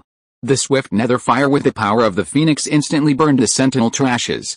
But soon, another space-time portal appeared in space, and a sentinel robot appeared again. "You see, you can't destroy me." Chen Tianqi was shocked and realized instantly that if he wanted to completely defeat this enemy, he might have to destroy its real backup body. Thinking of this, he seized the opportunity without hesitation. While the sentinel had not yet closed the space-time portal, his figure flashed and turned into dazzling golden red shield light again, pushing the opponent back to his universe with a force of thunder. When Chen Tianqi stepped into the universe where the sentinel was, the scene in front of him shocked him. I saw that the earth not far below had completely changed its appearance and became an extremely large metal ball, with deadly weapons of various types and shapes densely inlaid on its surface. At this moment, the incomplete sentinel limb held tightly in Chen Tianqi's hand suddenly made a low sound. You dared to intrude into my territory. This is undoubtedly the most serious mistake you have made. Before he finished speaking, the giant metal ball suddenly shot out countless rays of light, and then countless sentinel robots rose into the air like locusts, rushing towards Chen Tianqi. These sentinel robots were flashing with cold light. They were agile and well-trained, like an indestructible iron army, carrying the breath of destroying the world, giving people an irresistible sense of oppression. Chapter 94. Chen Tianqi ordered the system's Iagway to connect to the stars and transmit energy to him, and then reached out to mobilize the power of the laws of the universe. Balls of golden red flames continued to rise from the sentinel robots, and countless sentinels were instantly reduced to slag. During this time, a sentinel robot suddenly burst out with red energy waves, resisting the attack. Chen Tianqi frowned slightly. Phoenix power? This sentinel also has phoenix power. The sentinel noticed Chen Tianqi's surprise, and felt a little proud, boasting some mutants have great potential. For example, the phoenix power in me was extracted from a mutant girl. How about it? Isn't it amazing? With the blessing of the phoenix power, the sentinel has completely acquired human emotions and is no longer a cold machine. Chen Tianqi heard this and sneered. He also has the phoenix power. Then, his body was wrapped in endless red flames, which kept rising and gradually formed a roaring phoenix. Seeing this, the sentinel was surprised. You also have the power of the phoenix, but he quickly thought of something and his confidence exploded. However, what you have are just fragments. You should know that there are differences between fragments. After the sentinel finished speaking, as if to prove that his phoenix power was stronger, he mobilized the phoenix power in his body and attacked Chen Tianqi. Hearing this, Chen Tianqi raised the corners of his mouth slightly, revealing a mysterious smile. Obviously, this sentinel can only use it roughly, but he has refined a part of it. No one can understand this power better than him. Unlike the sentinel, Chen Tianqi waved his arm, and the flames wrapped around his body turned into countless small fireballs, condensed into flying little phoenixes, and rushed towards the big phoenix that the sentinel had violently condensed. Then, he pinched his magic formula, and the 5 elements of magic plus the mobilized power of heaven and earth intertwined into intensive attacks, surrounding the sentinel. The sentinel was overwhelmed for a while, and the condensed phoenix power flickered and was shaky. So he simply gave up resistance and let Chen Tianqi's attack defeat his body, and the huge phoenix also quietly dissipated. Immediately afterwards, the huge metal ball made a sound and slowly deformed. In just a few seconds, it turned into a planet-sized sentinel robot. Next, I won't play with you anymore. After saying that, the sentry gushed out a violent crimson phoenix energy. I guess this is his true body. Chen Tianqi immediately turned on the star state and released all the energy that had been stored in the cells in his body for a long time. In an instant, his whole body shone with brilliant golden light, like a little golden man. With a thought, he quickly took out the 72 green bamboo bee cloud swords and merged them all into an incomparably huge sword. This sword was mixed with golden thunder, exuding a palpitating breath and cold light, as if it could cut off all obstacles. Then, he grasped the hilt of the sword and began to perform the giant sword technique with all his strength. For Chen Tianqi, who is in the state of incarnation, to put it bluntly, as long as the energy is sufficient, he can call on the endless power of heaven and earth. The power of heaven and earth was continuously injected into the sword body, which became larger and larger. Enough to penetrate the giant version of the sentinel's body. The entire giant sword is shining with dazzling light. Its might is strong enough to shock the world. Then Chen Tianqi waved his sword, and the giant sword carried the momentum of destroying the world, and stabbed the sentinel fiercely. The energy core on the sentinel's chest continued to gather the power of the phoenix, and the energy that was enough to destroy the planet suddenly spurted out. The giant sword's power did not diminish, with endless pressure and sharp sword energy, stabbing fiercely at the energy beam. The moment the two intersected, the entire universe seemed to tremble. A dazzling light burst out between the giant sword and the energy beam, like two stars colliding together, producing an extremely strong shock wave that spread all around. Chen Tianqi teleported behind the sentinel like a ghost. When he was fighting fiercely with a giant sword, Chen Tianqi had already secretly formed a seal, and a wrong image suddenly appeared in front of him. Intricate mysterious patterns, a group of colorful and dazzling 5 elements divine light are like an arrow on a string, ready to go. Suddenly, the 5 elements divine light gushed out like a torrential rain, rushing towards the sentinel with the momentum of destroying the world. The sentinel instantly sensed the movement behind him and hastily erected a barrier. However, under the impact of the 5 elements divine light, this barrier collapsed instantly like paper. In desperation, the sentinel had to stop the powerful flow of energy gushing out of his chest. As soon as he thought of it, the vast sea-like phoenix power in his body was instantly stimulated and continuously gathered around his body.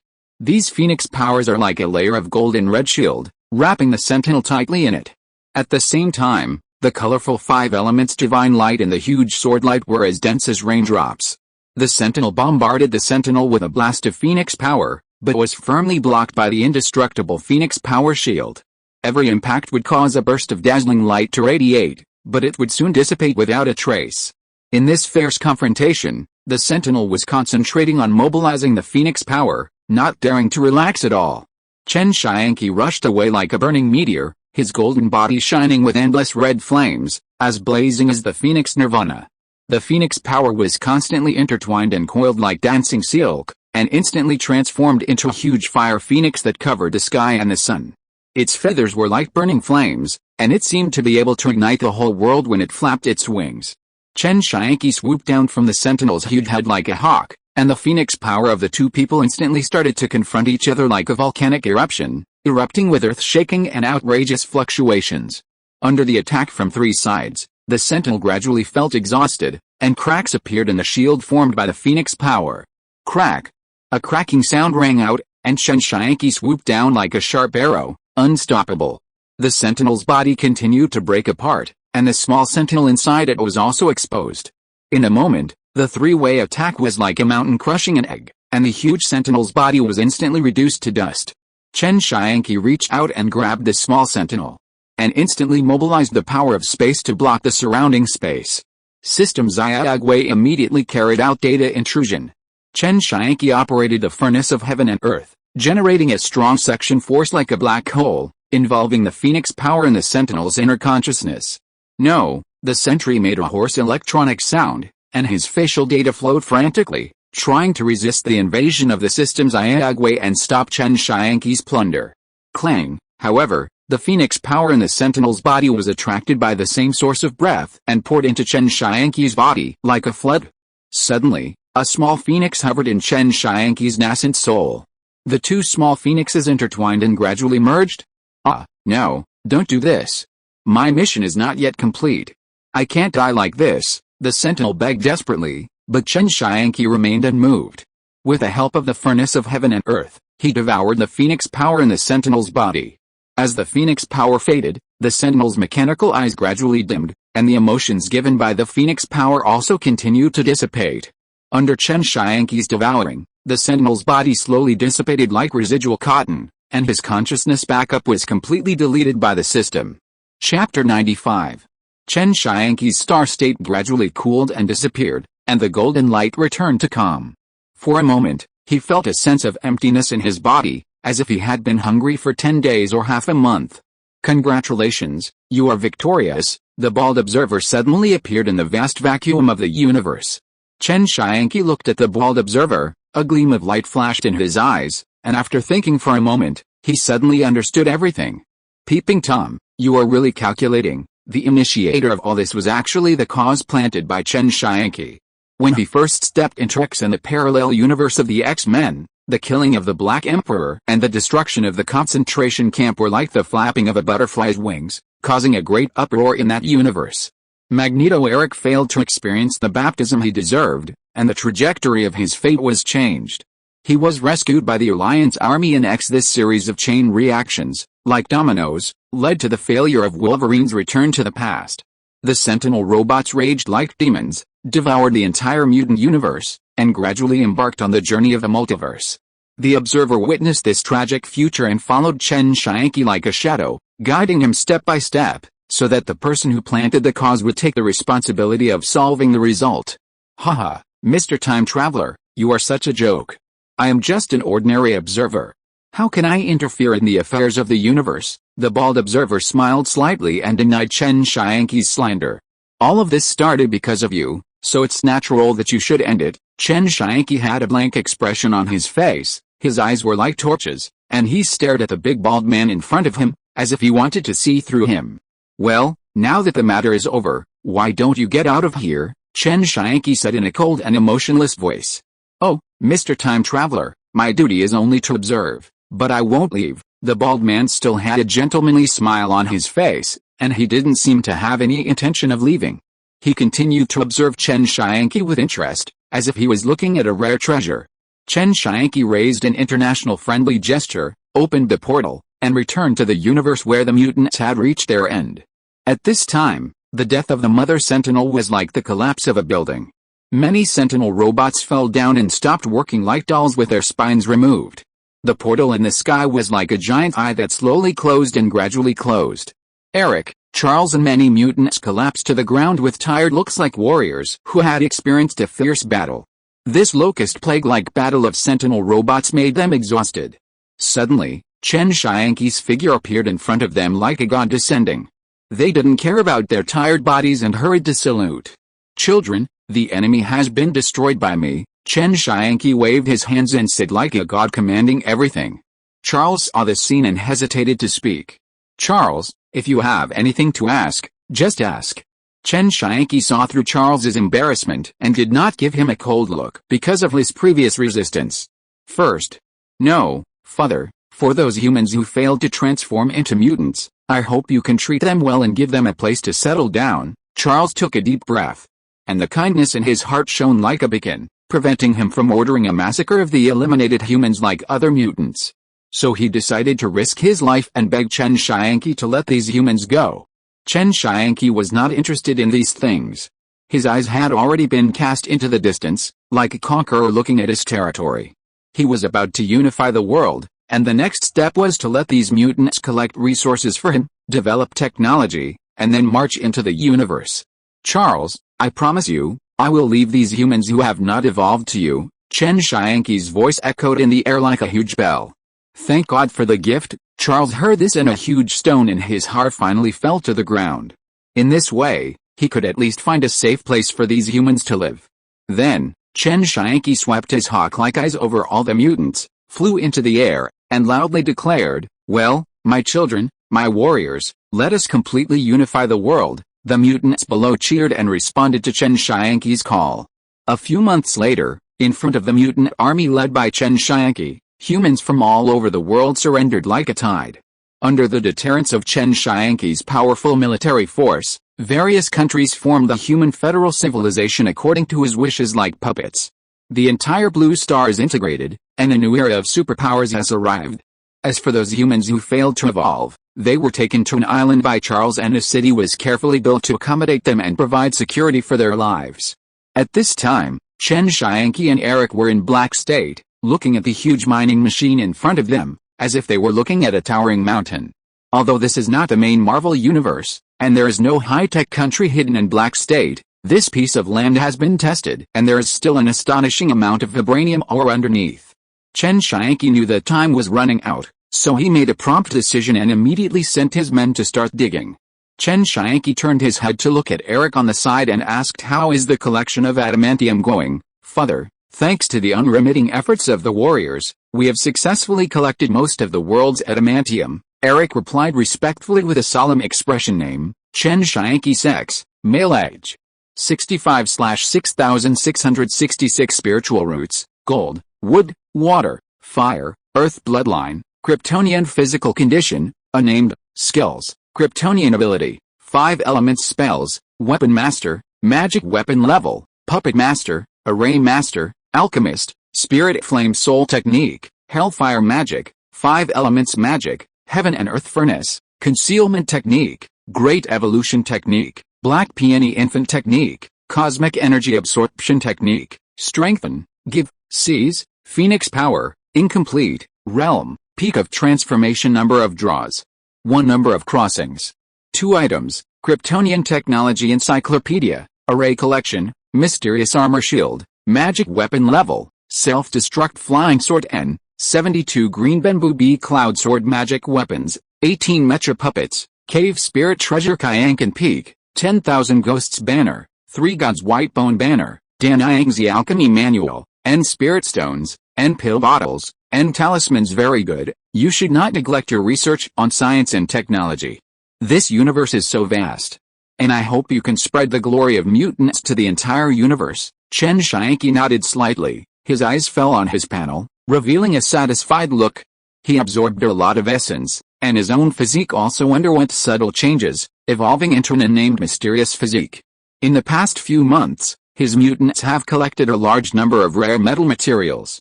And Chen Tianqi's strength has also soared like a rocket, reaching the peak of the realm of transformation. He even touched the edge of the realm of refining emptiness, as if he was only one step away from the final step. Refining emptiness, as the name suggests, is to combine the soul and magic power to refine a phantom. This phantom can not only change its form at will, but also transform into various spells, and the control of the vitality of heaven and earth has been greatly improved. This is like the ultimate weakened version of the Dharma world, which is fascinating. At this time, Chen Tianqi was thinking about how to create his own phantom. According to the furnace of heaven and earth, he has the ability to refine the figure of that tall giant, and with the power of the phoenix, he can also create a phoenix phantom. If you are listening to this novel on a channel other than Fanfic World, it means it was downloaded and re-uploaded without effort. We warmly invite you to visit our channel, Fanfic World. There you will find the original version of this story and many other novels of various genres. We look forward to seeing you dive into a world of incredible novels. Chapter 96. However, after counting on his fingers, the opening date of the Zushan Palace instance in the Zuxan world is approaching. A sly light flashed in Chen Tianqi's eyes. He knew that it was time to prepare for a rainy day. Today, Chen Tianqi is simply invincible in the human world, like a giant dragon entering a flock of sheep. For him, the challenge of the human world is just a piece of cake. He planned to plunder the human world and then ascend to the spirit world with the people around him. After all, the spiritual energy in the spirit world is more abundant, and cultivation is like sailing with the current.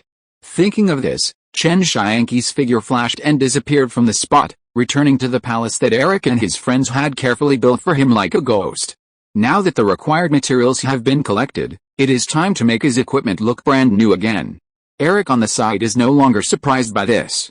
The Heavenly Father always appears and disappears like a ghost. Time flies like a white horse, and 2.5 months pass in a flash. Chen Tianqi sat quietly in a room filled with a large amount of adamantium and vibranium materials, which were left after he completed the update and iteration of his magic puppet. The scene of metal turning into ashes is clearly visible, like a golden dance of dust and mist. This is the process of Chen Tianqi using the furnace of heaven and earth to absorb the essence of these metals and temper his body. Although a single piece of adamantium or vibranium may have limited effect, the number of Chen Tianqi's is enough to produce remarkable results. For a moment, his body seemed to be covered with a layer of metallic luster, as hard as a rock, indestructible. As time passed, the room that was originally full of items suddenly became empty. Chen Tianqi exhaled a breath of turbid air, waved casually, and drew a blast, as if he could shatter the space at any time. The higher the realm, the more Chen Tianqi can feel the wonder of the furnace of heaven and earth. Looking at his radiant body, he can clearly feel the blood like mercury and silver, the muscles like steel, and the blood like a dragon. Since I can devour the essence of the world like that senior, then this nameless physique shall be called Chaos Body, Chen Tianqi muttered to himself and gave his physique a new name. Although it may be exaggerated, he also hopes that one day he can become a true Chaos Body. Then, Chen Tianqi stood up, looked out the window, and left a message to Eric and Charles. The search was almost over, and it was time to leave temporarily. Quietly, he opened a colorful portal and returned to the Super God universe. Less than a second or two after Chen Tianqi left, the big bald observer appeared in his room. The big bald frowned, looked around, and a little regret appeared on his face. Unfortunately, I didn't catch up. It seems that the traveler has already left this universe. Then, his face regained its calmness, and he once again hung high in the universe, observing all living things. In the Super God universe, time flies. Chen Tianqi's departure seems to be just a blink of an eye, and 2 years have quietly slipped away. During this time, Tianzi, instigated by the god of death Karl, wavered all the way back to the universe we know. And Grandpa Hui, as if attracted by Karl's demonic whispers, installed the black hole engine and hurried to Blue Star to show his strength. Fortunately, Dukeo acted in time. He not only unified Blue Star, but also cleverly integrated all resources to fully support Xiangbinglian. Together with the 3 high-end combat forces left by Chen Tianqi and the occasional help of the angels, they successfully drove Tianzi away from Blue Star. Then Dukeo carefully planned and launched his ambition to revive the new Denner civilization. However, this aroused the disgust of his daughter Du Qiangwei. Growing up in Yan country, she was extremely disappointed to see her father so ambitious, thinking that this was a betrayal of her upbringing. Du Qiangwei originally planned to join forces with the companions of Xiangbinglian to put pressure on her father to give up his plan to restore the new Denner civilization. But who knew that several high-level fighters in the Xiangbing company were all loyal fans of Dukeo. This made her very angry, so she took her friends Qilin and Rui Mengmeng to join the devil. For Morgana, her wife returned with a few friends, which was naturally a pleasant surprise. She warmly welcomed Du Qiangwei and her girlfriends and provided them with upgrade services. In a hidden corner of Xi'an City, a colorful portal opened silently, and a figure slowly stepped out of it. Chen Tianqi stood still and looked around. He opened his spiritual sense and felt a desolation of Xi'an City. This once prosperous city has been abandoned, and most of the residents have been relocated to other areas far away from here. He did not stay for too much time to think, and his body moved, turning into a beam of light, and went straight to the North Star. As far as he knew, Dukeo should be there. The North Star, this name has now become the capital of the new Denner civilization, a new center of power. Dukeo, the agent of this civilization, was sitting in his office, busy with various official duties. Suddenly, a golden figure appeared silently in his office, scaring Dukeo so much that he almost jumped out of his chair. As soon as he reached for the alarm button, he recognized a person. It turned out to be his master, Chen Tianqi. Dukeo's expression changed from fear to joy. He quickly stood up from his chair, knelt on the ground, and saluted respectfully. "Master, you are finally back." His voice was full of admiration and joy. On the way to the North Star, Chen Tianqi had already sensed the dramatic changes that this place had undergone. The rapid improvement of science and technology has changed almost everything. Various novel technologies have sprung up like mushrooms after rain, and each one has strongly promoted the progress of civilization. Military power has made a qualitative leap, especially the army, with many new generations of super soldiers. On the periphery of the Blue Star, a series of indestructible defense lines have been firmly established, forming a solid barrier between the stars. The densely arranged warships are ready for battle like iron walls and copper walls, and each warship is a strong shield against external threats. Chen Tianqi sat on the chair that originally belonged to Dukeo, crossed his legs, and praised Dukeo. "You have completed the task I assigned to you well. This is all due to the master's good training." Dukeo lowered his head very modestly, glanced at Chen Tianqi and continued to flatter him.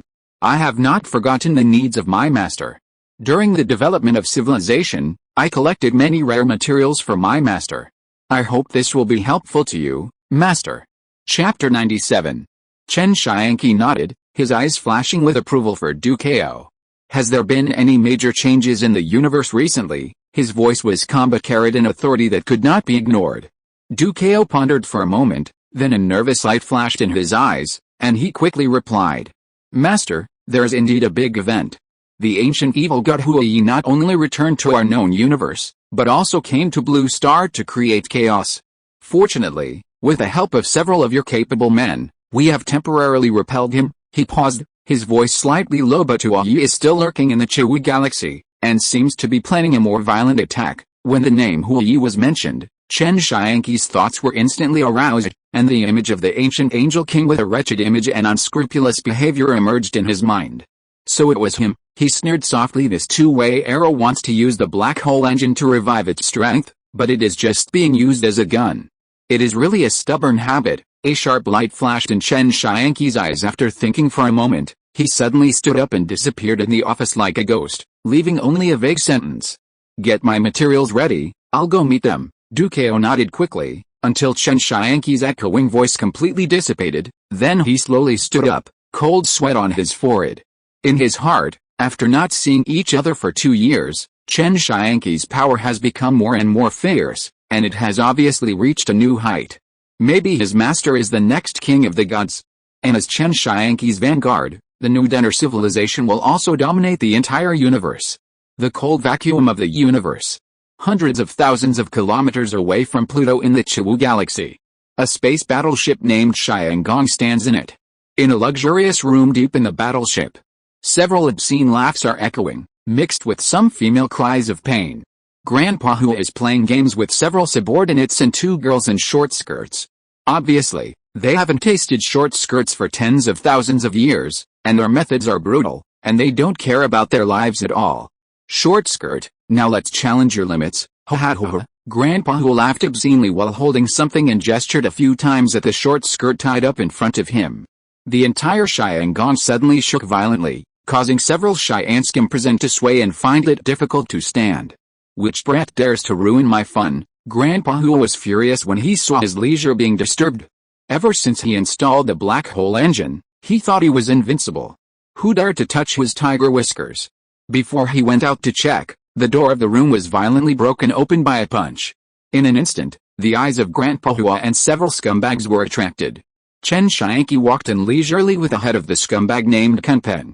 After seeing several naked male and female angels, a playful smile appeared on his face. Wow, Zio Huizi, you're really good at having fun. Come, I'll give you a gift. After saying that, he threw Kunpeng's head over. Huiyi subconsciously caught it, and when he looked closely, he found that it was Kunpeng, one of his most valued subordinates and male favorites. His eyes suddenly became cold, and his finger pointed directly at Chen Tianqi. Okay, you dare to kill my male lover, then. He angrily scolded the few scumbags standing beside Huiyi. What are you still standing there for? Kill him for me. Several sky scum were startled and hurriedly obeyed the order. They didn't even bother to get dressed. They directly summoned their long swords and slashed at Chen Tianqi. Chen Tianqi put away his smile, grasped the air, and several sky scum exploded instantly, turning into blood mist. Then, his figure flashed in front of Huiyi like a ghost. Before Huiyi could react, Chen Tianqi's big hand had already grasped his head tightly. In an instant, all the essence of Huiyi's body was rapidly absorbed by Chen Tianqi. Chen Tianqi just hooked his finger lightly, and Huiyi's soul was sucked out of his body and thrown into the million ghost banners as food. Then, Chen Tianqi's body burned. Endless red flames rose up and turned into a phoenix. In a moment, the entire Xiangong was reduced to ashes and dissipated into the universe. Chen Tianqi stood proudly in the universe. The surrounding space suddenly fluctuated. A giant skull suddenly appeared and swallowed Chen Tianqi. Chen Tianqi's face was calm, and he let the skull swallow him calmly, because he did not sense the murderous intent and danger, knowing that this was an invitation from the god of death Karl. Styx Galaxy. Chen Tianqi's figure appeared in Karl's academy without any warning. Seeing Chen Tianqi coming, the god of death Karl closed the book, slowly performed a gentleman's salute, and spoke in a gentle tone. Mr. Chen, I have heard of your name for a long time. Chen Tianqi looked at the pretty boy, strode over, sat on the chair behind his desk, put his feet on it, raised his hand and gestured, very arrogantly. Little pretty boy, just say what you want to say. Karl didn't mind Chen Tianqi's rudeness at all. He raised his mouth slightly, revealing a mysterious smile, with a bit of expectation in his eyes, and asked Mr. Chen, may I ask if you're from the void? Void? I'm afraid I'll disappoint you.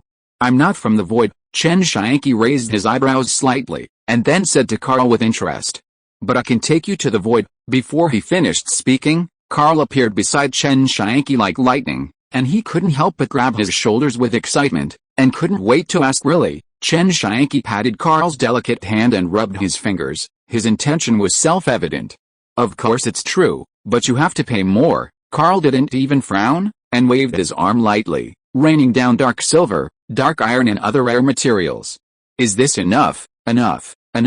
Chen Tianqi smiled so hard that his eyes narrowed into slits. This Karl was too rich. He really deserved to be Morgana's #1 brother, an absolute sucker for 1,000 years.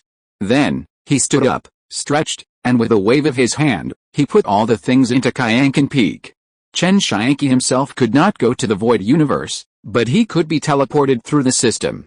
After all, after some analysis, the system found that part of the void had already merged with this universe, and it was easy to teleport there. Even if Carl did not blow up the black hole and did not study the void would quietly descend with the passage of time. Carl, get ready, I hope you won't be scared. Chen Tianqi gave the system's Iagway in order to locate the void universe and open the portal. At the same time, he looked at Carl thoughtfully, hoping that this pretty boy was not the so-called Yi Guanghe Long. In a moment, a colorful portal slowly opened. A stream of purple energy continuously overflowed from the portal and spread, revealing a mysterious and majestic atmosphere. Carl stared at the portal with an obsessive look, ignored Chen Tianqi's warning, and walked in on his own. Chen Tianqi was quite helpless. In his opinion, this void should be no different from the void in the same version of Valoran. Then, Chen Tianqi followed in. As soon as Chen Tianqi stepped through the portal, he saw Carl stunned. Standing there, his eyes were empty, as if his soul had been devoured. He followed Carl's gaze and couldn't help but exclaimed, then quickly rushed into the portal and closed the passage. The next moment, an invisible sound wave rushed past, destroying countless stars behind Carl. Carl was the only one left, and countless purple tentacles emerged from the void, slowly surrounding and devouring him. Returning to the super god universe, Chen Tianqi felt relieved, wiped the cold sweat from his forehead, and was still frightened. He saw the eyes of a giant beast that was too huge to be fully seen, staring at Chen Tianqi and Carl. It must be the legendary void beast, named the Terror of the Void Kagath. Chapter 98. Oh my god, it's popular now, boss. Blocking the door, I just ran into void terror when I went out. Chen Tianqi cursed softly as he walked. He knew that with his current strength, he could never contend with the pressure that penetrated his soul. He never expected that the seemingly ordinary super god universe was actually connected to such a powerful world. This made him understand that he must never underestimate any world with potential. This realization gave Chen Tianqi a sense of urgency, and he must improve his strength as soon as possible. Gravedigger Snow heard the movement from the academy and became suspicious. He went forward to check. He noticed at a glance that Chen Tianqi looked nervous, but his main god Carl was not here. He became alert instantly, raised his shovel, and asked, "Where is my god Carl?" Chen Tianqi heard the voice and looked over. It was the Gravedigger Snow. A cunning flashed in his eyes, and an idea suddenly emerged in his mind. Carl must have died, so the Styx civilization has no owner. Would all the assets here belong to him? However, he needed someone to lead the way. Chen Tianqi's mouth corners slightly raised, and his figure appeared in front of Snow like a ghost. A ray of soul suddenly drilled into Snow's mind and instantly controlled him. "Bring me all of Carl's assets." Snow nodded like a puppet, and was about to turn around and leave, but was stopped by Chen Tianqi. "Also, give me a copy of the rights to your big clock." After Snow left, Chen Tianqi waited quietly in the academy. Not long after, Snow brought back a large amount of materials and handed over his second-level authority of the big clock to Chen Tianqi. Chen Tianqi immediately ordered the system's Iagway to connect the data, clear all authority controls, control the big clock, throw it into Tianqi Peak, and record the data information in it. Then, he threw half of the materials into Tianqi Peak to feed the gold-eating bugs, and decided to refine the other half of the materials on the spot in the Styx Academy. A few days later, Chen Tianqi, who had finished refining, raised his hand, and a small phoenix made of red energy suddenly appeared. He threw it casually, and the small phoenix immediately flew into the air. Its body expanded rapidly, and when it flew to the highest point, it had turned into a huge fiery phoenix. Chen Tianqi stared at the phoenix that was constantly gathering energy, smiled slightly, and then disappeared in the Styx Academy. And the next moment after he left, the fiery phoenix hovering over the Styx suddenly rushed to the core of the planet like an arrow. In an instant, the Styx was like a gorgeous firework, blooming in the universe. Back after arriving at Blue Star, Chen Tianqi first went to Duqiao to instruct him on the next things to do, asking him to continue to develop civilization, and then took all the resources he had prepared for Chen Tianqi. Later, he learned from Duqiao that after Sun Wukong and the other two corpse puppets drove Huai away, Sun Wukong ran off to enjoy himself somewhere unknown. Duqiao was also helpless about this, as the monkey simply did not listen to his orders. Facing Dukeo's accusations against Sun Wukong, Chen Tianqi did not say anything, but just helped him upgrade the other two corpse puppets. Then he left the North Star. Then Chen Tianqi's powerful spiritual sense covered the entire planet, and he immediately began to search for Sun Wukong's traces. At this moment, he was lying on a hammock in Huangfeng Mountain, basking in the sun leisurely, surrounded by several female monkeys. It seemed that after being trained by Sun Wukong, they knew how to serve him fruit. Suddenly, a shadow blocked most of Sun Wukong's sunlight, which made him unhappy. He was about to open his eyes and teach that ignorant monkey a lesson. Then he heard a word in his ear. "Wukong, you seem to be living a leisurely and comfortable life." When he heard Chen Tianqi's voice, Sun Wukong jumped up with a start, rubbed his eyes, and found that it was indeed Chen Tianqi. He quickly clasped his hands together and smiled, but he was still a little nervous. Master, I, old son, deserve to die for not knowing you were coming. Forget it, pack your bags and follow me to place." Chen Tianqi knocked his head hard, feeling somewhat helpless. This monkey was quite good at enjoying himself. Sun Wukong touched his head with a smile, and seeing that Chen Tianqi did not blame him, he hurried back to his residence to pack his things. After a while, Sun Wukong came over with an oversized school bag and said to Chen Tianqi excitedly, Okay, master, where are we going?" "Go to the world of immortals," Chen Tianqi said, and turned around to let the system open the passage back to the world of immortals. A colorful portal appeared in front of the two. Sun Wukong looked around curiously, stretched out his hand and gently touched the colorful light curtain, but he was sucked in directly. Chen Tianqi shook his head helplessly, and then walked in. The human world. Chaos Star Sea, Outer Sea. On an unknown island. A colorful portal fell from the sky, and a monkey fell directly face down, and then Chen Tianqi's figure slowly emerged. As soon as Chen Tianqi returned to the world of immortals, he felt a lot of spiritual energy coming at him, fresh and pleasant, refreshing. Places with spiritual energy are good, at least the air quality is several times better. Chen Tianqi looked around, looking at the endless sea, and his powerful spiritual sense swept over, realizing that there were countless monsters lurking in the sea, and he frowned slightly. "Xiaogui, your positioning is not very reliable. I was actually teleported to the open sea." Master, there are bound to be some errors in transmission systems," Xiaogui replied somewhat embarrassedly. Chen Tianqi rolled his eyes.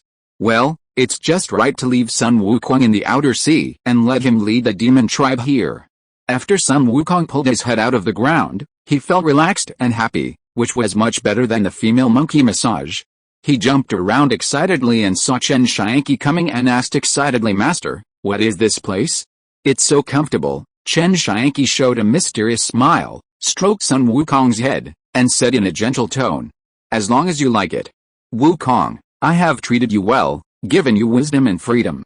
Now, I want you to do one thing, become the king of the demons in this outer sea." Sun Wukong was very excited when he heard this.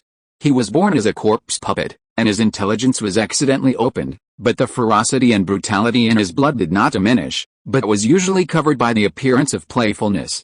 "Good. Master, I will not fail you." Sun Wukong liked this mission very much.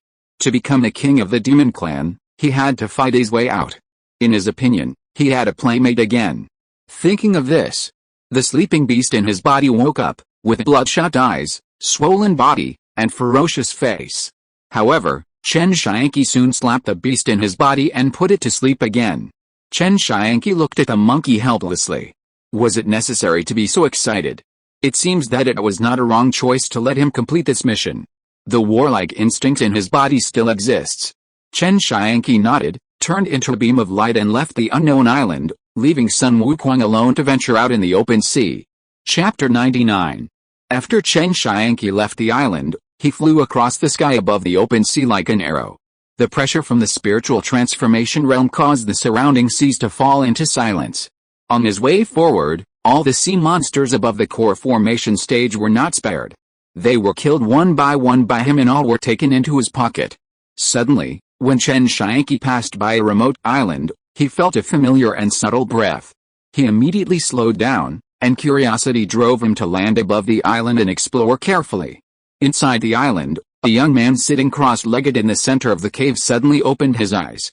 His face was charming, and his eyes flickered with uneasiness.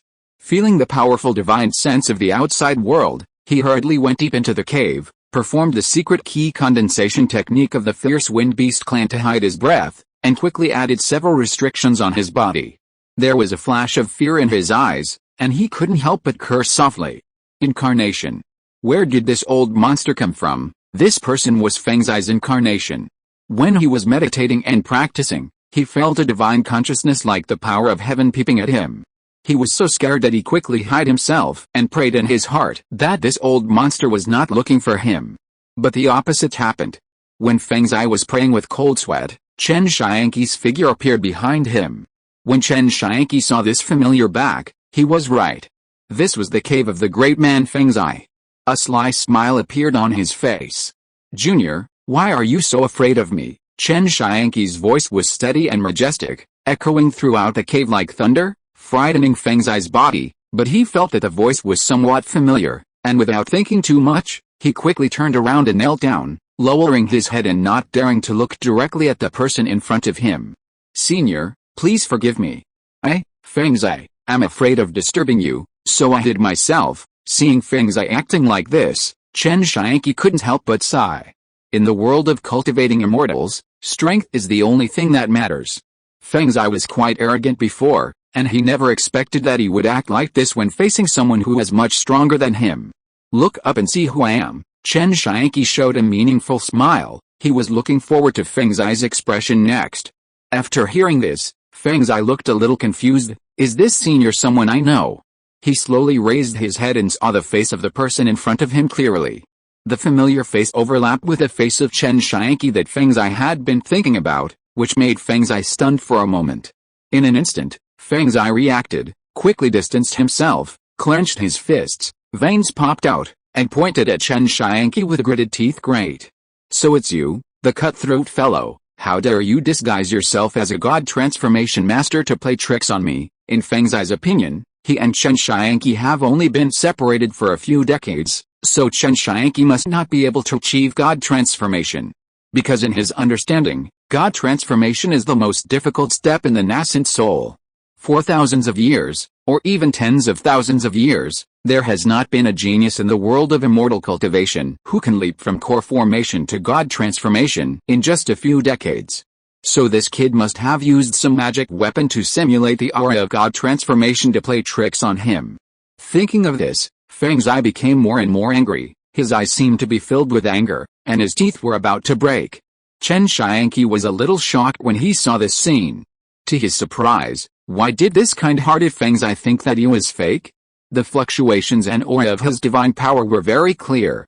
Just when Chen Tianqi was confused, Feng Zai took advantage of this opportunity and launched a sneak attack. His hand was like a claw, with a layer of conical green wind blade attached, and he attacked Chen Tianqi's face fiercely. Feng Zai didn't expect that Chen Tianqi's hand would not be protected at all, and he went straight to meet it.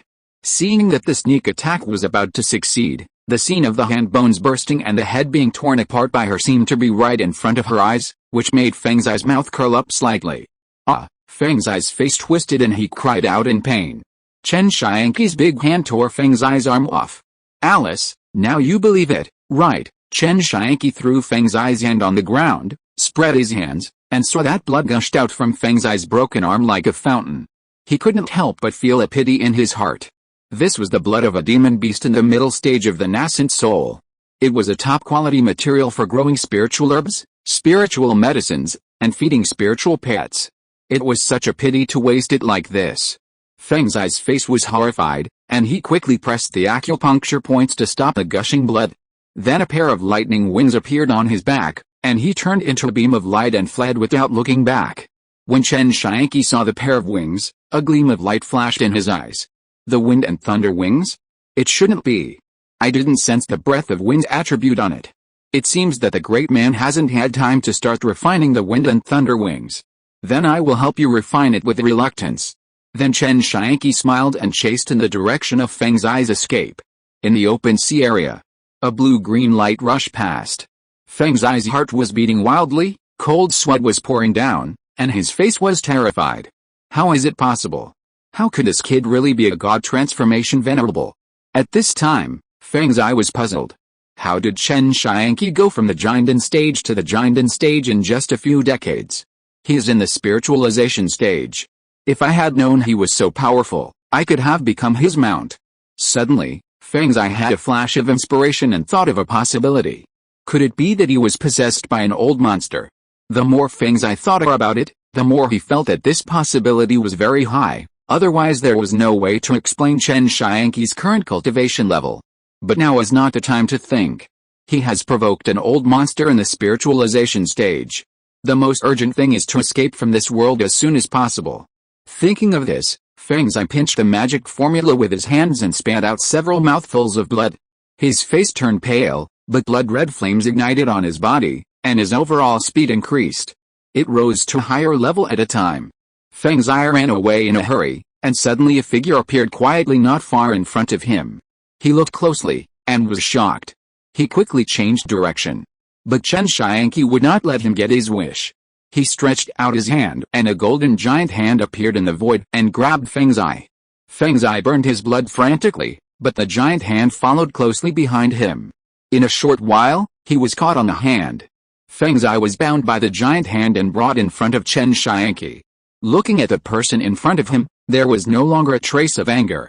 Deep in his heart, there was only fear and unwillingness. "Senior, please forgive me, I just have a grudge against the person whose body you took over. I didn't deliberately target you just now. For this, I am willing to become your mount to atone for my sins." After saying this, Chen Tianqi rolled his eyes speechlessly. "Do I look like someone whose body has been taken over? You really have no sense at all." Chen Tianqi gave Feng Zai a big slap and scolded him angrily. "I am myself." Feng Zai was dumbfounded. It was really me. Thinking of the feud between him and Chen Tianqi, he smiled bitterly and completely lost hope of survival. Chen Tianqi saw Feng Zai, whose eyes were dim and soulless, and he immediately lost interest. He still liked the unruly and kind man. Chen Tianqi looked at the pair of wings on Feng Zai's back, and with a light hook of his fingers, the lightning wings flew into his palm. He watched for a moment and found that Feng Zai really hadn't started to refine it. It was quite primitive and had just been picked from someone else. Putting the lightning wings into his pocket, Chen Tianqi looked at Feng Zai, who had no desire to live, with a smile on his face, and said softly, "Brother Feng, you don't want to die now, do you?" Chapter 100. As soon as these words came out, Feng Zai's eyes lit up, and he immediately felt that there was hope for survival. "Senior, I was blind before, please forgive me. If there is anything I need you to do, please tell me." Feng Zai was very humble, his eyes seemed to be overflowing with a desire to survive, and his broken arm was bleeding from excitement. He quickly spoke, "Okay. I need a few Yuanying stage monsters as materials. Please recommend a few lucky ones to me." Chen Tianqi smiled and nodded, very satisfied with Feng Zai's attitude. Feng Zai was stunned when he heard this. Isn't this asking him to be a monster trader? But if he refuses, the only outcome is death. Chen Tianqi saw Feng Zai's expression change, but he was not in a hurry. People who can cultivate to this level generally don't choose to die easily. Not to mention a Yuanying stage monster that has finally acquired the intelligence of an adult. After a while, Feng Zai took a deep breath, as if he had made up his mind. "Senior, I know where there are nascent soul stage monsters. I'm sorry, Brother Gui, Brother Jiao, and all my colleagues. I'd rather die than let my fellow Taoists die, so I have to sacrifice you. If I have a chance in the future, I will definitely avenge you." Chen Tianqi waved his hand to release Feng Zai's restraints, stretched out his hand and asked him to lead the way. Feng Zai nodded quickly, then took out a few pills and put them in his mouth. A complicated look appeared in his eyes. He looked around and finally chose a direction to fly away. Chen Tianqi followed closely behind. After flying for an unknown amount of time, Feng Zai and Chen Tianqi finally stopped over an island filled with green poisonous fog.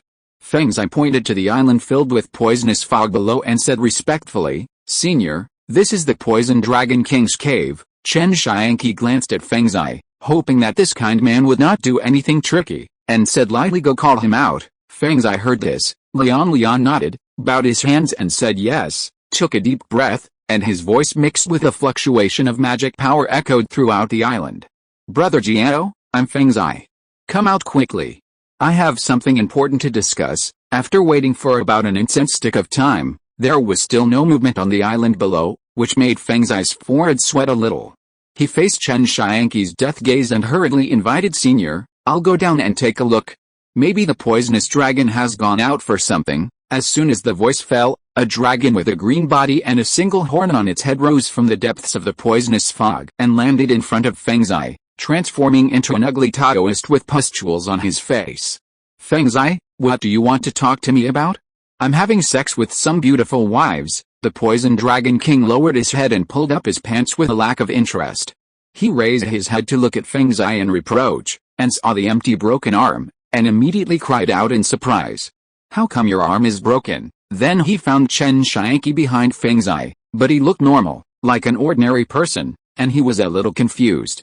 "And is this person the pet refiner you found?" Facing the question from the poison dragon king, Feng Zai was about to explain, but who knew that he actually called Chen Tianqi a pet in the next sentence. This made Feng Zai's hair stand on end, with fear in his eyes.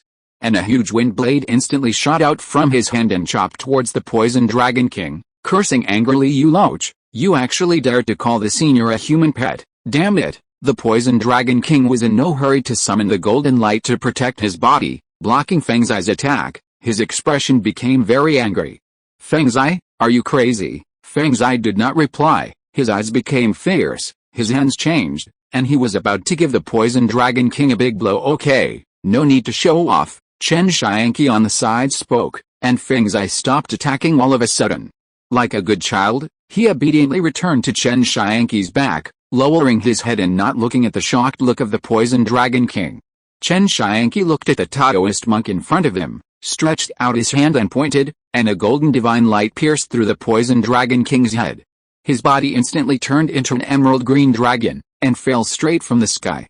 The next moment, the poison dragon king's nascent soul flew out of his body, his face horrified, and quickly turned into a beam of light and fled the scene without looking back. Chen Tianqi flicked his finger, and the poison dragon king's nascent soul, which had just run a few miles, suddenly exploded. A wisp of spirit was seduced into Chen Tianqi's hand, and it couldn't be deader. Then Chen Tianqi flew to the poison dragon king's cave and began to search for his spoils. Seeing this, Feng Zai did not dare to escape. Looking at the poisonous dragon that turned into a blood mist, Wang Yuanying, with a little relief in his eyes. He is really a master of transformation. The demon beast of Yuanying's stage can't even survive one move. Fortunately, he was smart and didn't fight to the death. Then he sighed and stayed where he was, not daring to move. After a while, Chen Tianqi flew out of the island with joy, and the harvest was not bad. Not to mention the large amount of spiritual stones and spiritual herbs. At least there's the corpse, demon pale in essence of the poisonous dragon king as a guarantee, so this trip will not feel a loss. What surprised Chen Tianqi the most was that there was actually a dragon egg in the cave of the poisonous dragon king. The quality of its blood is very pure, and I am afraid that there is a trace of real dragon blood in its body. If it really contains real dragon blood, then Chen Tianqi has to cultivate it well. Let's not talk about strength for now. If he can turn into a real dragon in the future and use it as a mount, wouldn't it be a high end? Let's go. Next one. Chen Tianqi came to Feng Zai, feeling a little happy. He waved his hand and instructed him to continue leading the way. He was looking forward to the quality of the next treasure chest. Just like that, dozens of days passed. Under the leadership of Feng Zai, Chen Tianqi killed a lot in the open sea and reaped a lot. After the poisonous dragon king, it was the turtle monster, then a river clam monster and a sea whale. The turtle monster's shell was peeled off alive by Chen Tianqi. After all, its shell was extremely hard and very suitable for upgrading the black armor shield. Its cave was not what a brilliant thing. The same is true for the sea whale, which is huge in size, but a mere decoration. Facing Chen Tianqi in the spiritualization stage, it died instantly. The river clam spirit was the most unexpected for Chen Tianqi. After killing it, he found a pure and flawless white bead in its body. The white bead has the effect of psychedelic soul in setting up illusions, and it also works for cultivators in the nascent soul stage. In the cave of the river clam spirit, there is also a magic banner. After Chen Tianqi refined it, he learned that it was an ancient treasure, the Three Evils banner. It is a magic weapon refined by ancient cultivators. By collecting a large amount of heavenly evil, earthly evil, and human evil spirits, the Three Evils array can be laid. This Three Evils array, after being laid, will cause the cultivators in the array to be entered by the three evils, eliminating their cultivation, consuming their mana, and destroying their lives. If you stay in it for a long time, your cultivation will be greatly reduced, or even fall into immortal, or you will die on the spot. Moreover, this formation is determined by the amount of the three evil spirits collected. If the amount reaches a certain level, even if a divine transformation cultivator breaks in, if he cannot break the formation or kill the holder of the magic weapon in time, his cultivation will fall and his lifespan will be damaged. Later, the news that so many Yuanying stage monsters were killed in the open sea would eventually be heard by other Yuanying stage monsters. Those monsters felt something was wrong and hid themselves without any prior agreement. Feng Zai and Chen Tianqi had missed several places and faced Chen Tianqi's death gaze. Feng Zai was sweating profusely and could not help but curse his former colleagues, and then he cried and atoned to Chen Tianqi. End of this chapter. Thank you so much for reading until the end. Don't forget to give it a like. Looking for more exclusive content and immediate access? Subscribe to our Patreon. Remember, every like, subscription or donation encourages us to continue. Thank you all. See you in the next video.